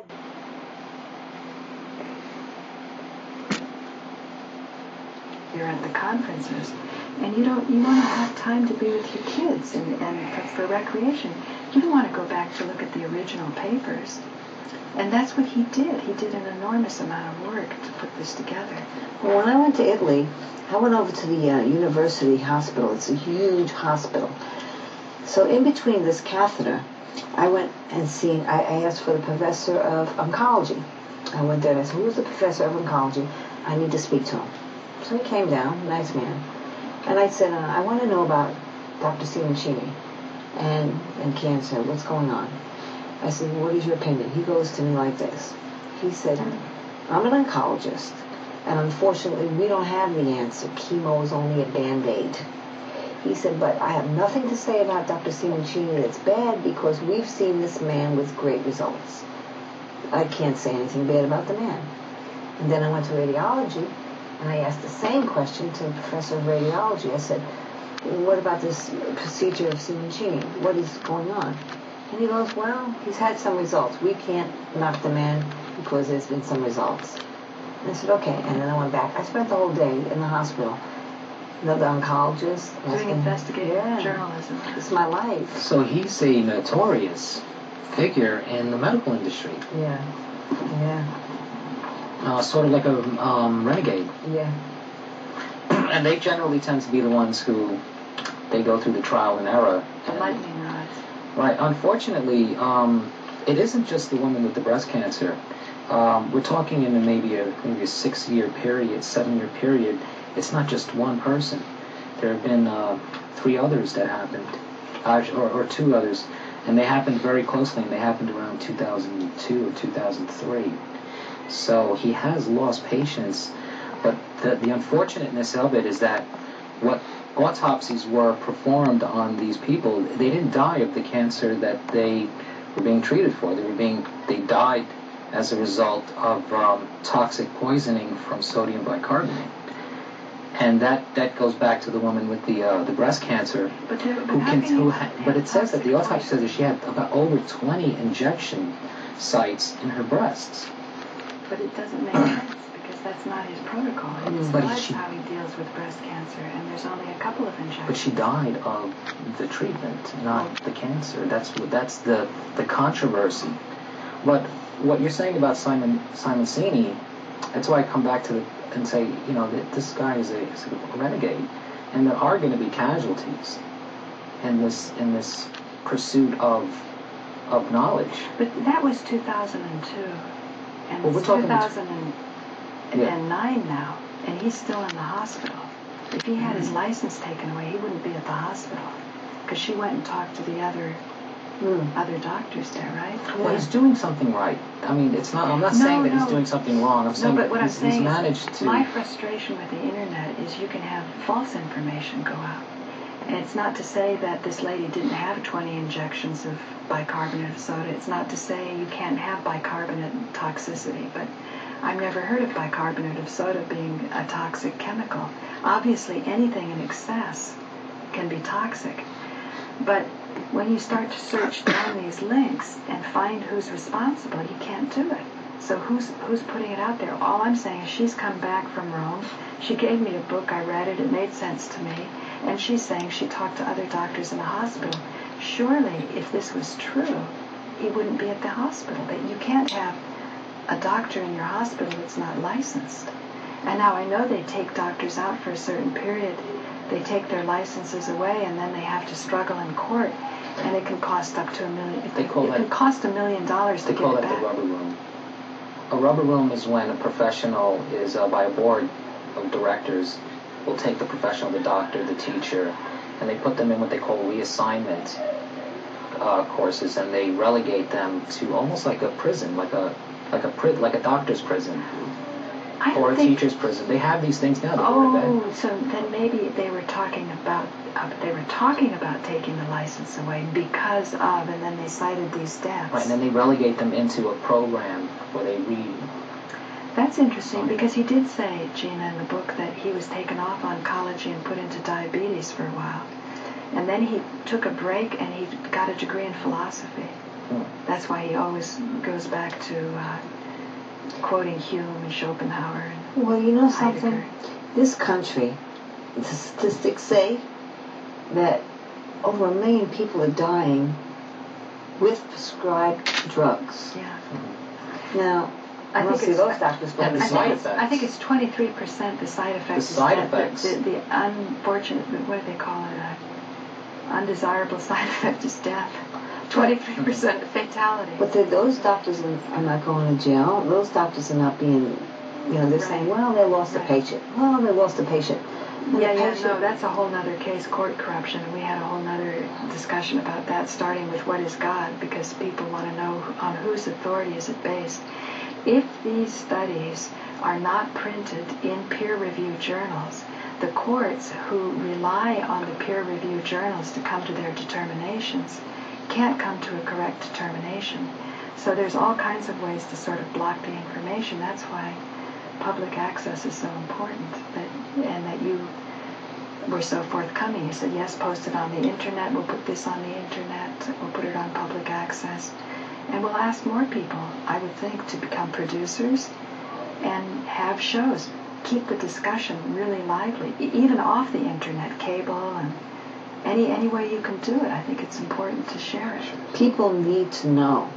See, people, I believe, and myself included in the beginning, people are put in this dark room where the information is not being given to them. For me to find out all this, I had to sit at my computer day in and day out and ask. We're coming to the close of our show. So, ladies and gentlemen, you heard it here on Farther Down the Rabbit Hole. My name is Paula Gloria, and we've been able to speak to Gina Camuti, who just came back from Rome, where she met Dr. Tullio Simoncini. And I hope to have her as a guest again. Anytime. Yeah, thank you, Gina. It was nice meeting you. Nice to meet Thank you, you, John, for joining us Nice on to the meet show. you. Thank you, Paul. Do you think Druid will learn something from this? I hope so. We should do another show on him someday, see how he's doing. Maybe he could call in even. Do you feel, did he explain colon cancer to you? Because you said that was his greatest success, was I guess because the colon can hold the fluid. He said colon cancer, what they do with it is when the sodium bicarbonate goes in, it scratches the colon, and when it scratches the colon, it doesn't need to go in the colon to get that mass. Abrasive. It just has to be abrasive. He said it scratches the colon, and then that's when the tumor dies. And you know how many days it takes a tumor to die? 6 days. Yeah. But do you get the roots? The lung cancer report was good. Yes. Yeah. From red cells to white, red cancer turned white. How does he administer it to lungs? It goes through a catheter. You know how he does? Because you know what, the hemp oil he puts in a vaporizer. That made a lot of sense. Well, you know what he does? He gets the artery that's attached to that. Thank you, Helen. That gene. How do you get into the colon? They scratch the colon. How does it get into it? With a catheter. Like a colonoscopy? He said colonoscopy. External, internal? I think it's through the catheter, because he said the catheter, they put the catheter in, and what they try to do, like when a man's got prostate cancer, what he does is he gets the artery that's attached to the prostate, and they feed that artery the sodium, and that artery feeds the infected area. What if you just took it in general? I'm doing that now. What are you drinking it? I'm drinking a teaspoon of hot water and a teaspoon of... Amici di Striscia, oggi vi parleremo di un personaggio che dice di curare i tumori con il bicarbonato. Seguiteci. Un nostro gancio perfettamente sano, accompagnato dalla moglie, dice all'ex medico di avere un tumore alla prostata. No, praticamente quasi certo, che sia la prostata e tumore alla prostata. E ora sentite la cura. Qual è la tecnica per distruggere queste cose? Abitualmente ho visto i bambini che hanno la bocca bianca, se lei ci mette il bicarbonato, prima non esisteva di volta, di nazole, ci mette il bicarbonato, dopo 3-4 giorni, 5 massimo, qui sparirà. E questa è la stessa malattia che è riuscita ad andare dentro. Se ci mette il bicarbonato in soluzioni a contatto con queste masse, in genere nel 90-95% dei casi le disgrega. Allora, come si sgonfia un accesso con un antibiotico, così si sgonfia, che ci serviva bene, un accesso, un gino, cioè un tumore, con il bicarbonato. Quindi praticamente sarebbe un'operazione comunque? Sarebbe soluzioni di bicarbonato da mettere direttamente sopra la prostata. Adesso poi le faccio anche vedere che tipo di tumori grossi, gente che deve essere morta, che diciamo è guarita completamente, cioè anche gli attestati, eccetera, eccetera. E quanto dura questo intervento? Questa cura, sì. Dunque l'intervento deve venire in dei centri, in una clinica, perché all'ospedale gliela fanno. Una clinica di Roma, privata, poi abbiamo fatto tutte le cliniche di Roma, quella che è libera. I costi. Allora, l'angioradiologo con l'assistente, siccome sono abbastanza super specialisti, per fare tutto l'intervento vogliono 4.000 euro. Poi ci sta 250 euro il post. Poi c'è la clinica in cui c'è la camera operatoria, diciamo la camera appendice, che in genere varia dai 500 ai 700 euro tutta la giornata, tutte le operazioni. Allora, quando io vengo nella clinica eccetera eccetera, io prendo come un po' più della visita domiciliare, 300 euro, troppo, è una mezza giornata di tutto dietro, prendi, banchi, ciabatta, cosa. Dopo aver parlato dei soldi e del suo compenso, visita il nostro gancio. Aspetta un attimo, si slacci un momentino, ma dolori qui dietro, dolori questo? Poi c'è la pastina, 175 Poi, per convincere il paziente, illustra un grave caso da lui risolto. Vede quest'occhio? Ha un melanoma con interessamento congiuntivale. Io ho fatto il bicarbonato tipo con liquido e dopo qui l'ho fatto con la tintura di iodio per 2 mesi. 2 mesi, abbiamo un certo fino. Guarda, dopo 2 anni, quasi 2 anni l'occhio con me. Che doveva fare laser per riduzione, operazione, plastica, effetto metastasi al cervello e al fegato. Era finito. Ma come? Con del bicarbonato nell'occhio si eliminano metastasi al cervello e al fegato? Ma... Quella visita è sempre di qua quando abbiamo. di sedutina si può bere particolarmente. No, facciamo così, facciamo dentro e te ne faccio vedere io. Buonasera, Jimmy Ghione, Striscia la Notizia. Come va? Niente, senta, ma com'è questa storia del bicarbonato? Ci può raccontare com'è che si curano i tumori con il bicarbonato? E ci può raccontare un po' com'è questa storia? Se basta il bicarbonato per curare i tumori. Aspetti che vedi scendo. No, aspetti che ma perché fa così? Scusi, non ha niente da... Scusi, signor Simoncini. Amici di Striscia, noi aspettiamo perché il signor Simoncini, ripeto, noi lo chiamiamo signore perché è stato medico, ma dal 2003 non è più medico, per cui non può visitare, non può esercitare la professione medica. Jimmy riesce a convincere l'ex medico a parlare con lui. Dal 2003, secondo l'ordine dei medici, lei non potrebbe... Ma io non faccio niente, io infatti non pratico mica. Perché dovrei praticare? Non fa visite però. Non faccio mai visite mediche. Ma come no? L'ha visitato e come? Cioè lei non può visitare qualcuno, che ne so, la testa, la prostata, se non c'è un collega. Ma c'è infatti adesso stasera ci stava il mio collega.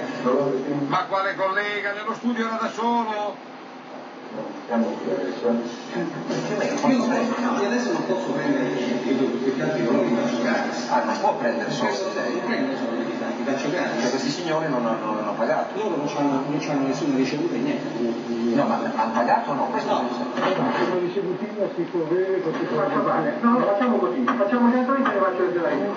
E se io vengo e le dico scusi, sono ammalato, Ma io non prendo mai soldi. Lei non può prendere soldi. Non prendo mai soldi in quel senso.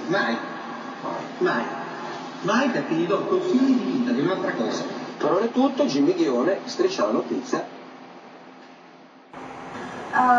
My name is Alexia, and in February I saw something strange in my ear. So I went to see a dermatologist, and this person told me that I have to have a surgery. And I had this surgery in July.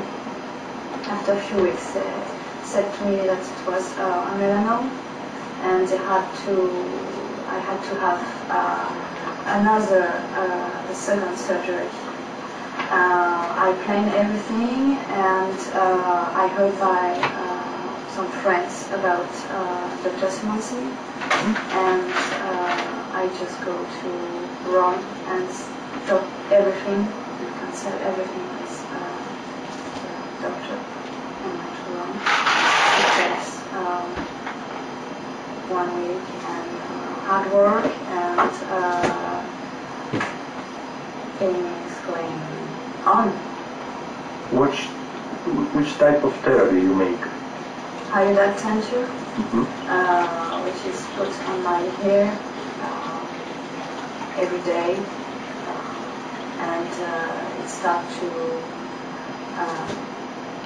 have something grow and come, and for several days some tensure on it, and it's just make a hole. Yes. And I can see that there is something very strong in How much time to... more than a week and a half. And, week and a half and totally disappear? Yeah.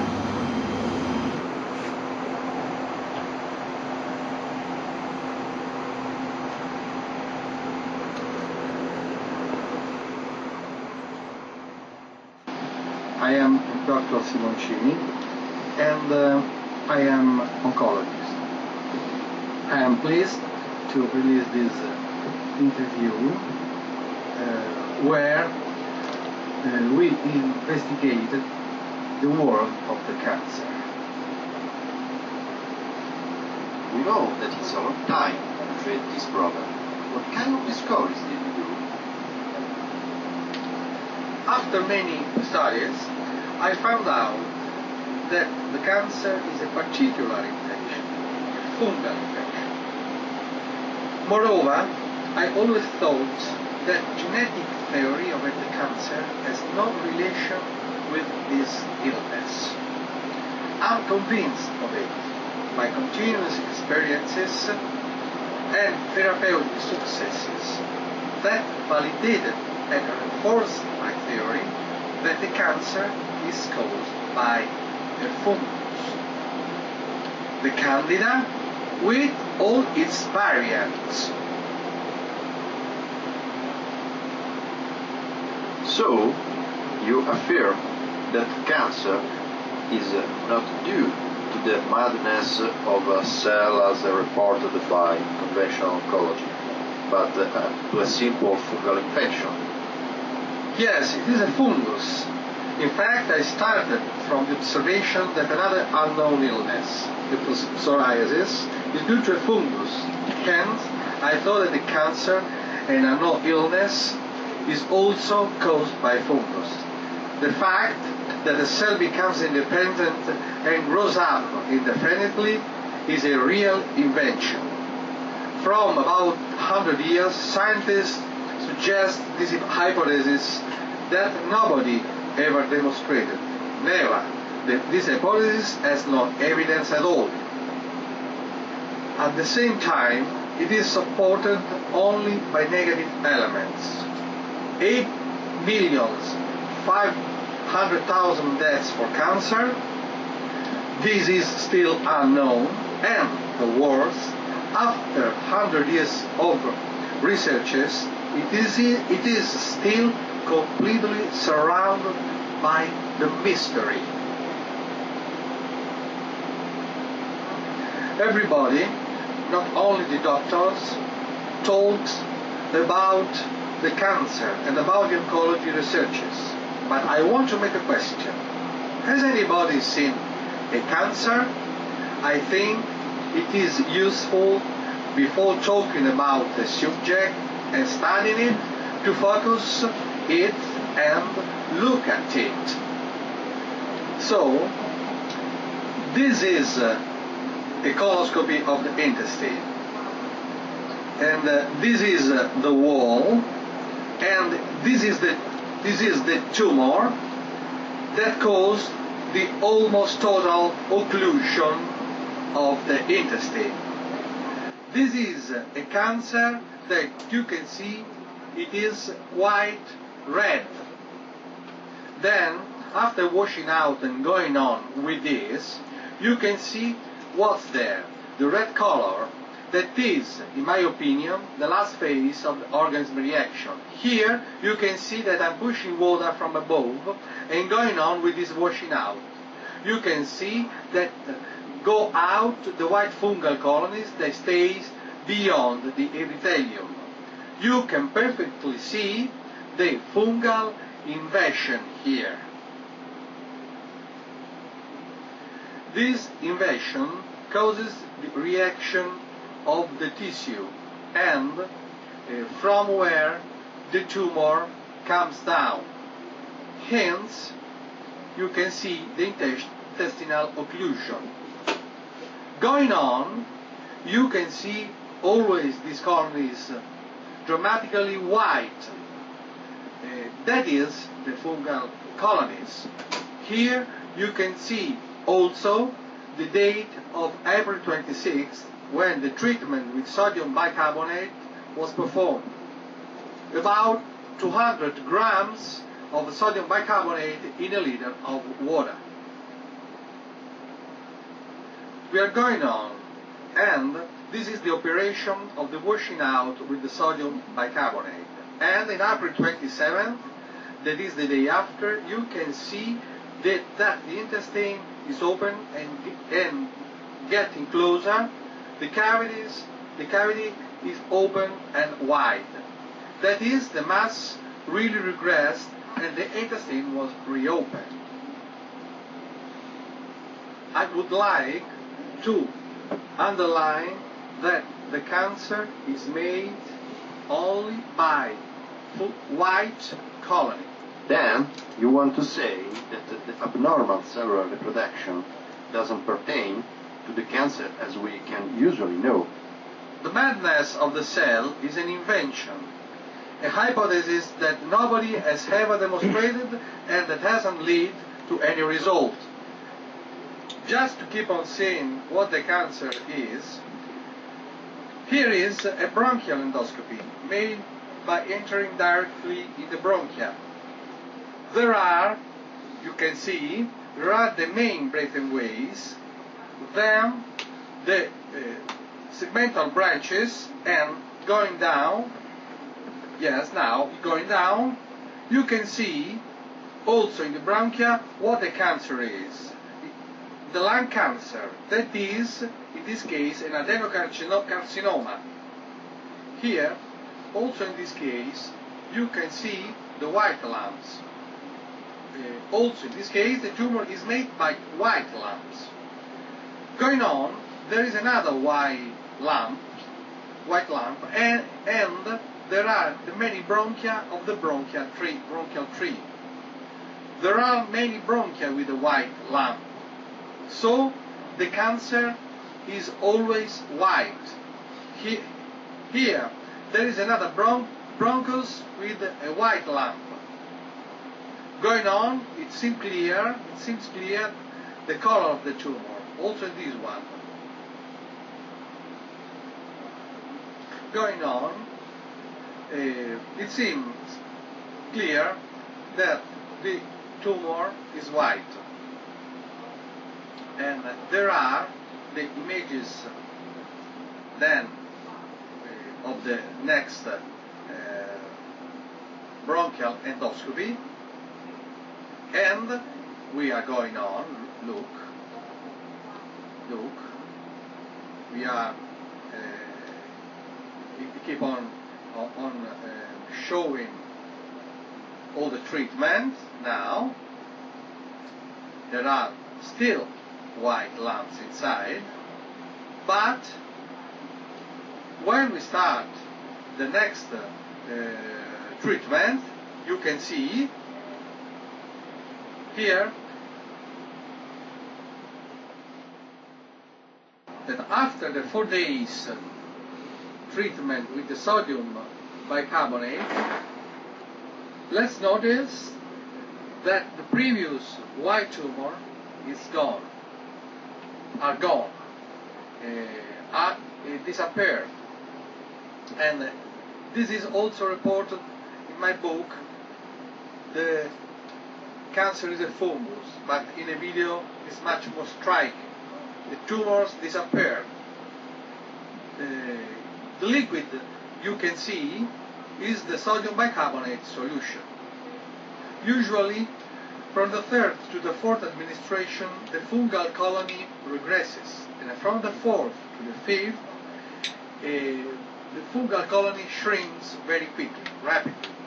Here we made just for washing out treatments, but they were enough to clean completely the bronchia. Now, take a look to another case, and with a special device, here we were able to enter in the pleura of a patient with cancer and made with a video. You can see that the pleura is quite white instead of the normal color that is red. Here also the cancer is always white. Look now at the lamps, they seem like lamps on the roof, always white, and often this color is unknown also for the colleagues. They don't know this color, but we have to be aware of the color white that is always in the cancer patients. But look, after a week, the endoscopy shows that the pleura is red as it should be. This is not cancer, this is just a reaction of the tissue, but you can see that all the pleura is red, and the sodium bicarbonate cleaned up everything. Look, red as it should be. And we took this video from another point because it was impossible from the previous one, but it is everything is red now. After the video, the pleura, now take a look to the images of the stomach. And this is a stomach endoscopy. of a patient with a cancer, and you can observe the white lumps. Always white lumps, as you can see here. A colleague in the north of Italy was used to say, when I find a Candida, for me, I make diagnosis of cancer. It is quite clear what is beneath the cancer. The same masses you can see in the world of animals. Now, in this video made by the BBC, you can see that spores attacked an ant, and she shows neurological symptoms after the spores invaded brain. She is completely upset. She tries to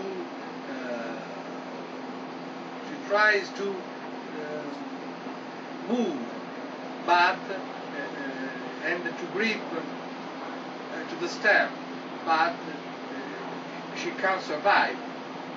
And then she falls down, and since it's very dangerous, is carried away. But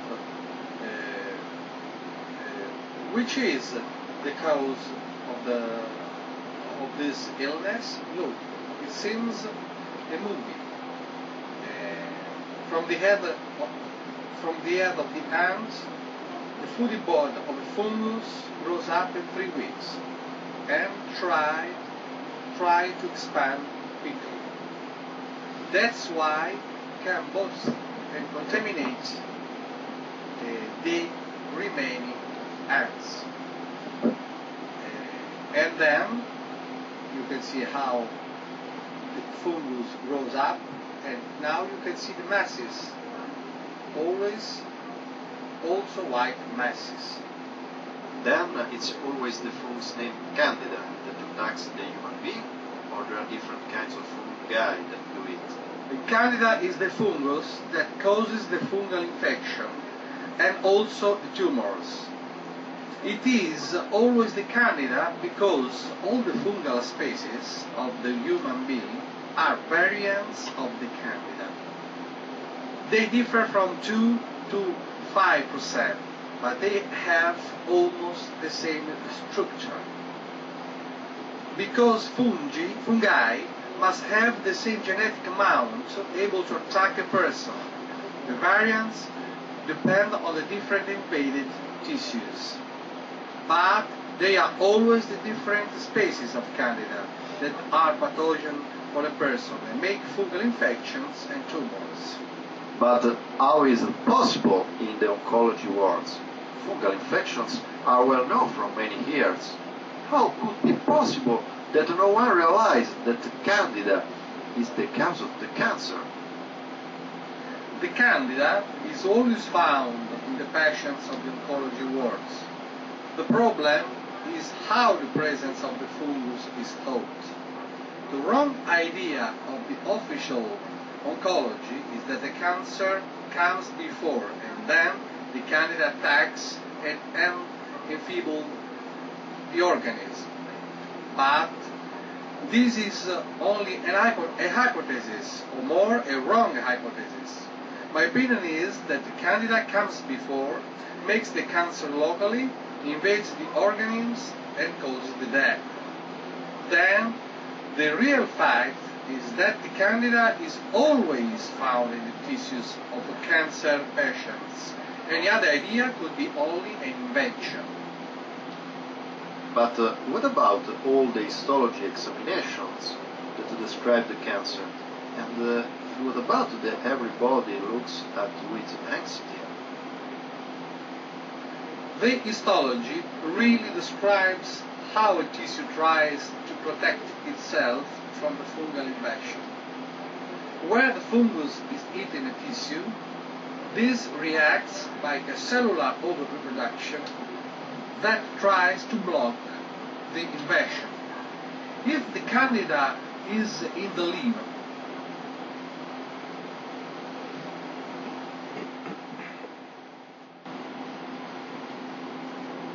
cellular reaction is made by cells of the liver. That is a cancer named hepatocarcinoma.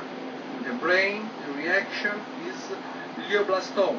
In the skin, melanoma, and so on for all the tissues and organs.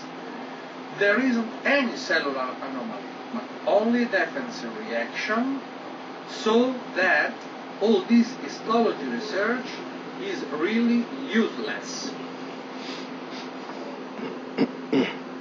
But I ask you, which role the famous genetic anomalies do they really play? My opinion is that the genetic changing is a reaction to an extreme strain exceeding the capability of the tissue to block the fungal invasion. Let's make an example, not about the cancer. If a person makes intense and continuous exercises with his arm, the muscle will get an hypertrophy and its genes will be overexpressed. So, there's no doubt that if the cells grow up because of the stimulation of the infection of the fungus, their genes will be overstimulated as well. But there's no need to say that they cause the cancer. This is only an invention. Since your discovery erased the starting point of the oncology, what do you propose? What's your advice? First, destroy the fungal colonies. That is because of the cancer. And how can they be destroyed? Not with the actual antifungal drugs. I'm sure that they will be destroyed by producing in the future different drugs that change with respect to the fungal changes. And that could be the next great deal of the chemical industries. They will be able to start a new age for the medicine, but at the moment the most effective antifungal substance is the sodium bicarbonate that should be administered at a suitable dosage against the colonies. Sodium bicarbonate should be administered in the deep tissues so that it could directly in contact with them, as we noticed in the video. We must always put the sodium bicarbonate in contact with the invaded tissues as close as we can. It is evident that all these upsets for our knowledge, but we need it because in 100 years the cancer problem is still the same. No one knows what it is. There are still about 10 million deaths a year for cancer, with terrible sufferings, and endless experiments with no results at all, but just flashes and stunning discoveries that disappear in a few months. Everybody must open his eyes and become aware that TV and newspapers usually lie about cancer because they just say what the authority allows. We live in a world of lies. Moreover, my opinion is that a revolution can come down just from the physicians. They know very well that the oncology is completely fake, and all the study and searches are just a never-ending deceit as big as the world. Doctors should no more tolerate these lies and shouldn't hesitate to denounce the complete failure of the oncology. Then, which is the therapy that you suggest for a cancer patient? The sodium bicarbonate therapy. This substance is very effective and produces significant regressions in a short time, but it should be administered directly in contact with the masses. For every kind of the skin cancer, the iodine tincture is the worst enemy of the fungal colonies. I hope that in the future the chemical industries will produce suitable antifungal drugs able to heal easily every patient. Perhaps with a pill twice daily, every cancer will disappear. But now, it is important to understand, beyond every drug that could be effective today or in the future, that the enemy of cancer is a fungus. This is the first thing to assimilate. Then, this is the solution for a single patient. But in general, what can we do for the society? We have to make people aware that universities, medical associations, radio, TV, and newspapers lie for many years about cancer. Moreover, we must stimulate doctors to denounce continuous failure they attend to. Only doctors have the right knowledge about medicine and can really trash today's oncology. Another urgent request should be made to the chemical industries so that they make researches in the field of fungi. I'm sure that they will give relief to the patients, and in the meantime they will earn much more than they do today. We know that nowadays too much resources are wasted in such a wrong war against the cancer. We all must change it, looking for the help of anybody. Physicians, chemical industries, politicians, and common people must cooperate all together. At the end, they will find out the best solution, and such a terrible illness will disappear.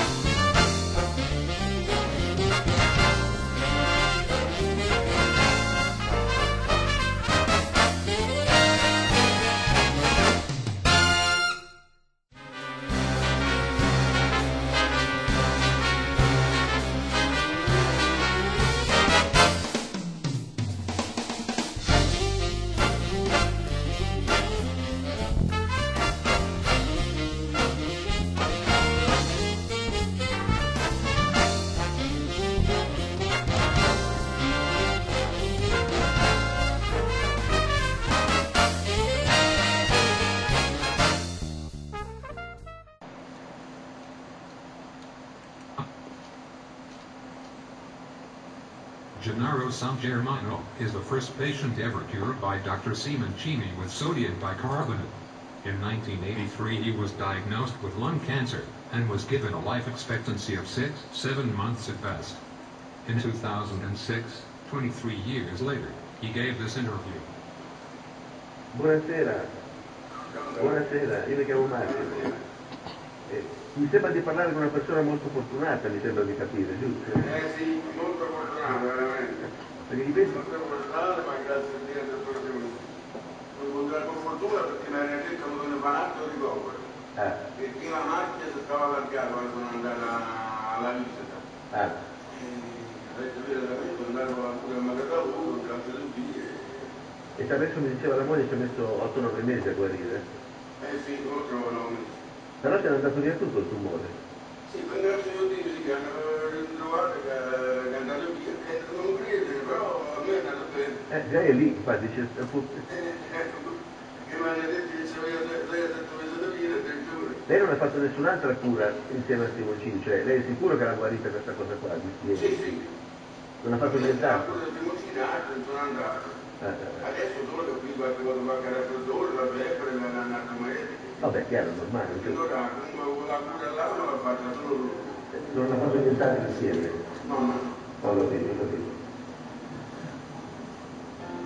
After a few successful treatments, Dr. Simoncini presented his documentation to the Italian Department of Health, hoping that his theory was put to test under proper scientific protocols.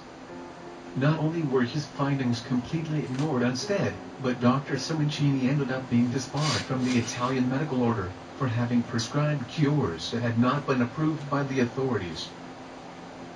This is rather unfortunate, as even the ancient Hindu books of medicine prescribe sodium bicarbonate against cancer.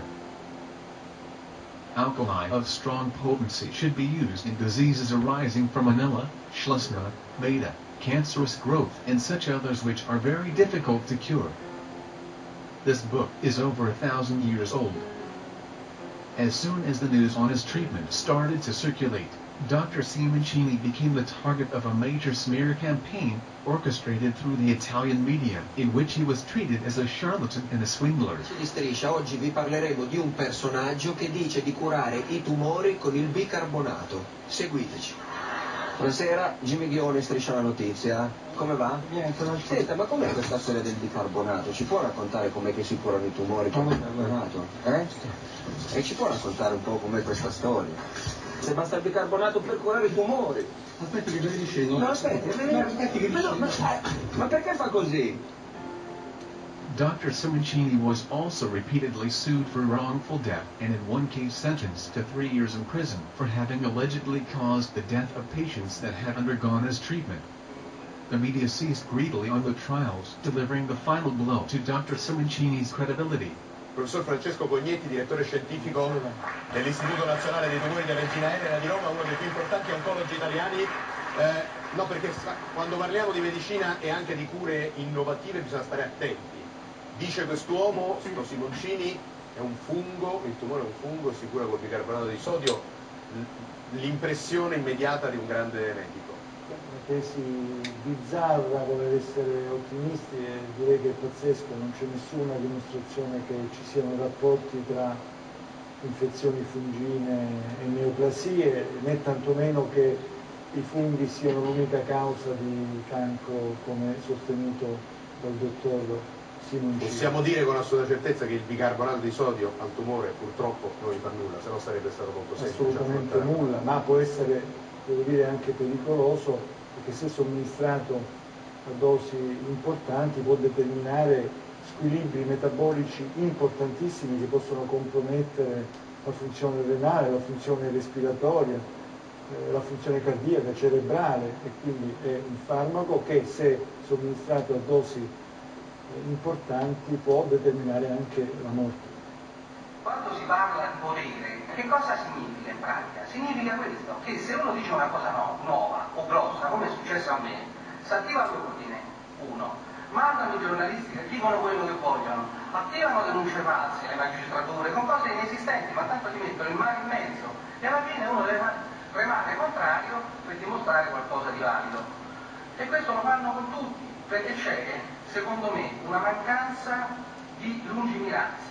The paradox is that Tullio Simoncini is not an alternative doctor, nor is he against the current medical system, but he is possibly the most allopathic and orthodox of them all. La strada per far fuori il punto dentro, fuori e anche il tumore sia quella di concepire degli antifungini a cascata sequenziale. Il concetto in chemioterapia esiste, le terapie sequenziali fatte a cicli, eccetera, eccetera, perché bisognerebbe scogitare degli antifungini che sono efficaci in un primo momento, come il fungo varia, cambiare l'antifungino in funzione della variazione del fungo e così starti dietro secondo le variazioni, però dovrebbero venire in campo delle case farmaceutiche, perché adesso non capiscono questo grosso affare che c'è sotto. Loro vedono la casa della multinazionale che fa, vede il pericolo dell'azzeramento dei chemioterapi eccetera e fa guerra, fa terreno bruciato a tutti, chi dice qualsiasi cosa gli taglia il collo.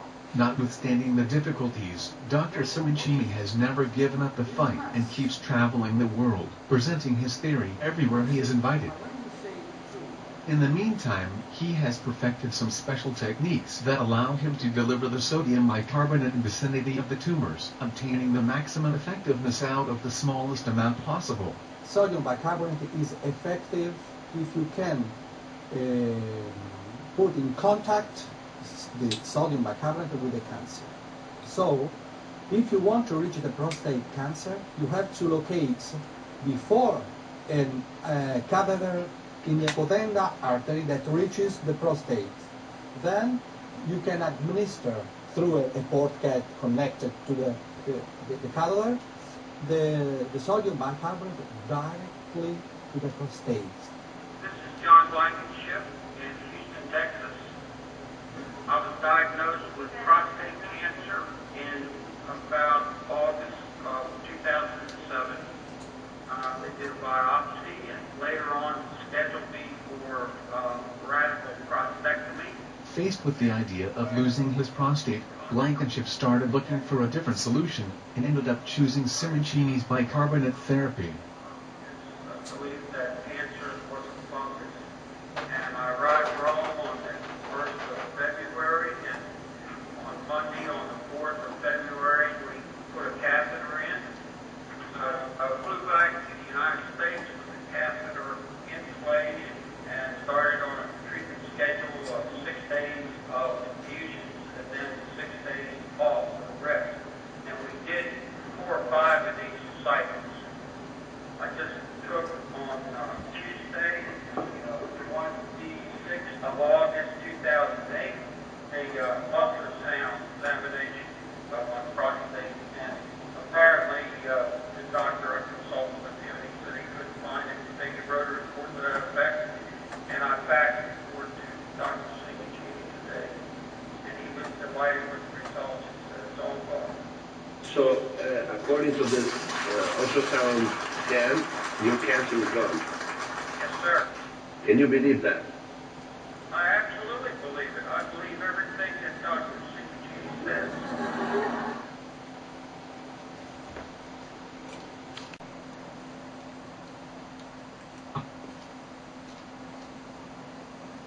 Gennaro San Germano is the first patient ever cured by Dr. Simoncini with sodium bicarbonate. In 1983 he was diagnosed with lung cancer and was given a life expectancy of 6-7 months at best. In 2006, 23 years later, he gave this interview.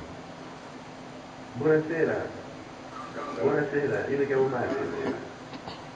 Mi sembra di parlare con una persona molto fortunata, mi sembra di capire, giusto? Sì, molto fortunato, veramente. Perché dipende... Molto fortunato, ma grazie a Dio è tutto venuto.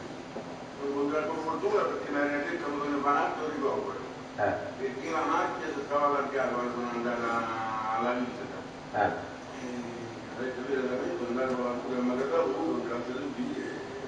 E adesso mi diceva la moglie ci ha messo 8-9 mesi a guarire. Sì, forse 9 mesi. Però ti hanno andato via tutto il tumore.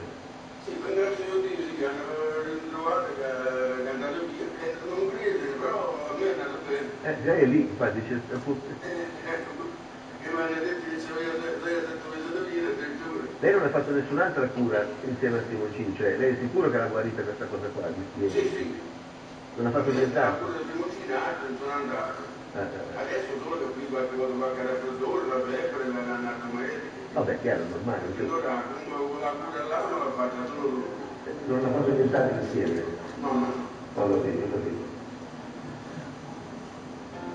After a few successful treatments, Dr. Simoncini presented his documentation to the Italian Department of Health, hoping that his theory was put to test under proper scientific protocols. Not only were his findings completely ignored instead, but Dr. Simoncini ended up being disbarred from the Italian medical order for having prescribed cures that had not been approved by the authorities. This is rather unfortunate, as even the ancient Hindu books of medicine prescribe sodium bicarbonate against cancer. Alkali of strong potency should be used in diseases arising from anella, schleusner, beta, cancerous growth, and such others which are very difficult to cure. This book is over 1,000 years old. As soon as the news on his treatment started to circulate, Dr. Simoncini became the target of a major smear campaign orchestrated through the Italian media, in which he was treated as a charlatan and a swindler. Di Striscia, oggi vi parleremo di un personaggio che dice di curare i tumori con il bicarbonato. Seguiteci. Buonasera, Jimmy Ghione, Striscia la notizia. Come va? Niente, non so. Senta, ma com'è questa storia del bicarbonato? Ci può raccontare com'è che si curano i tumori con il bicarbonato? E ci può raccontare un po' com'è questa storia?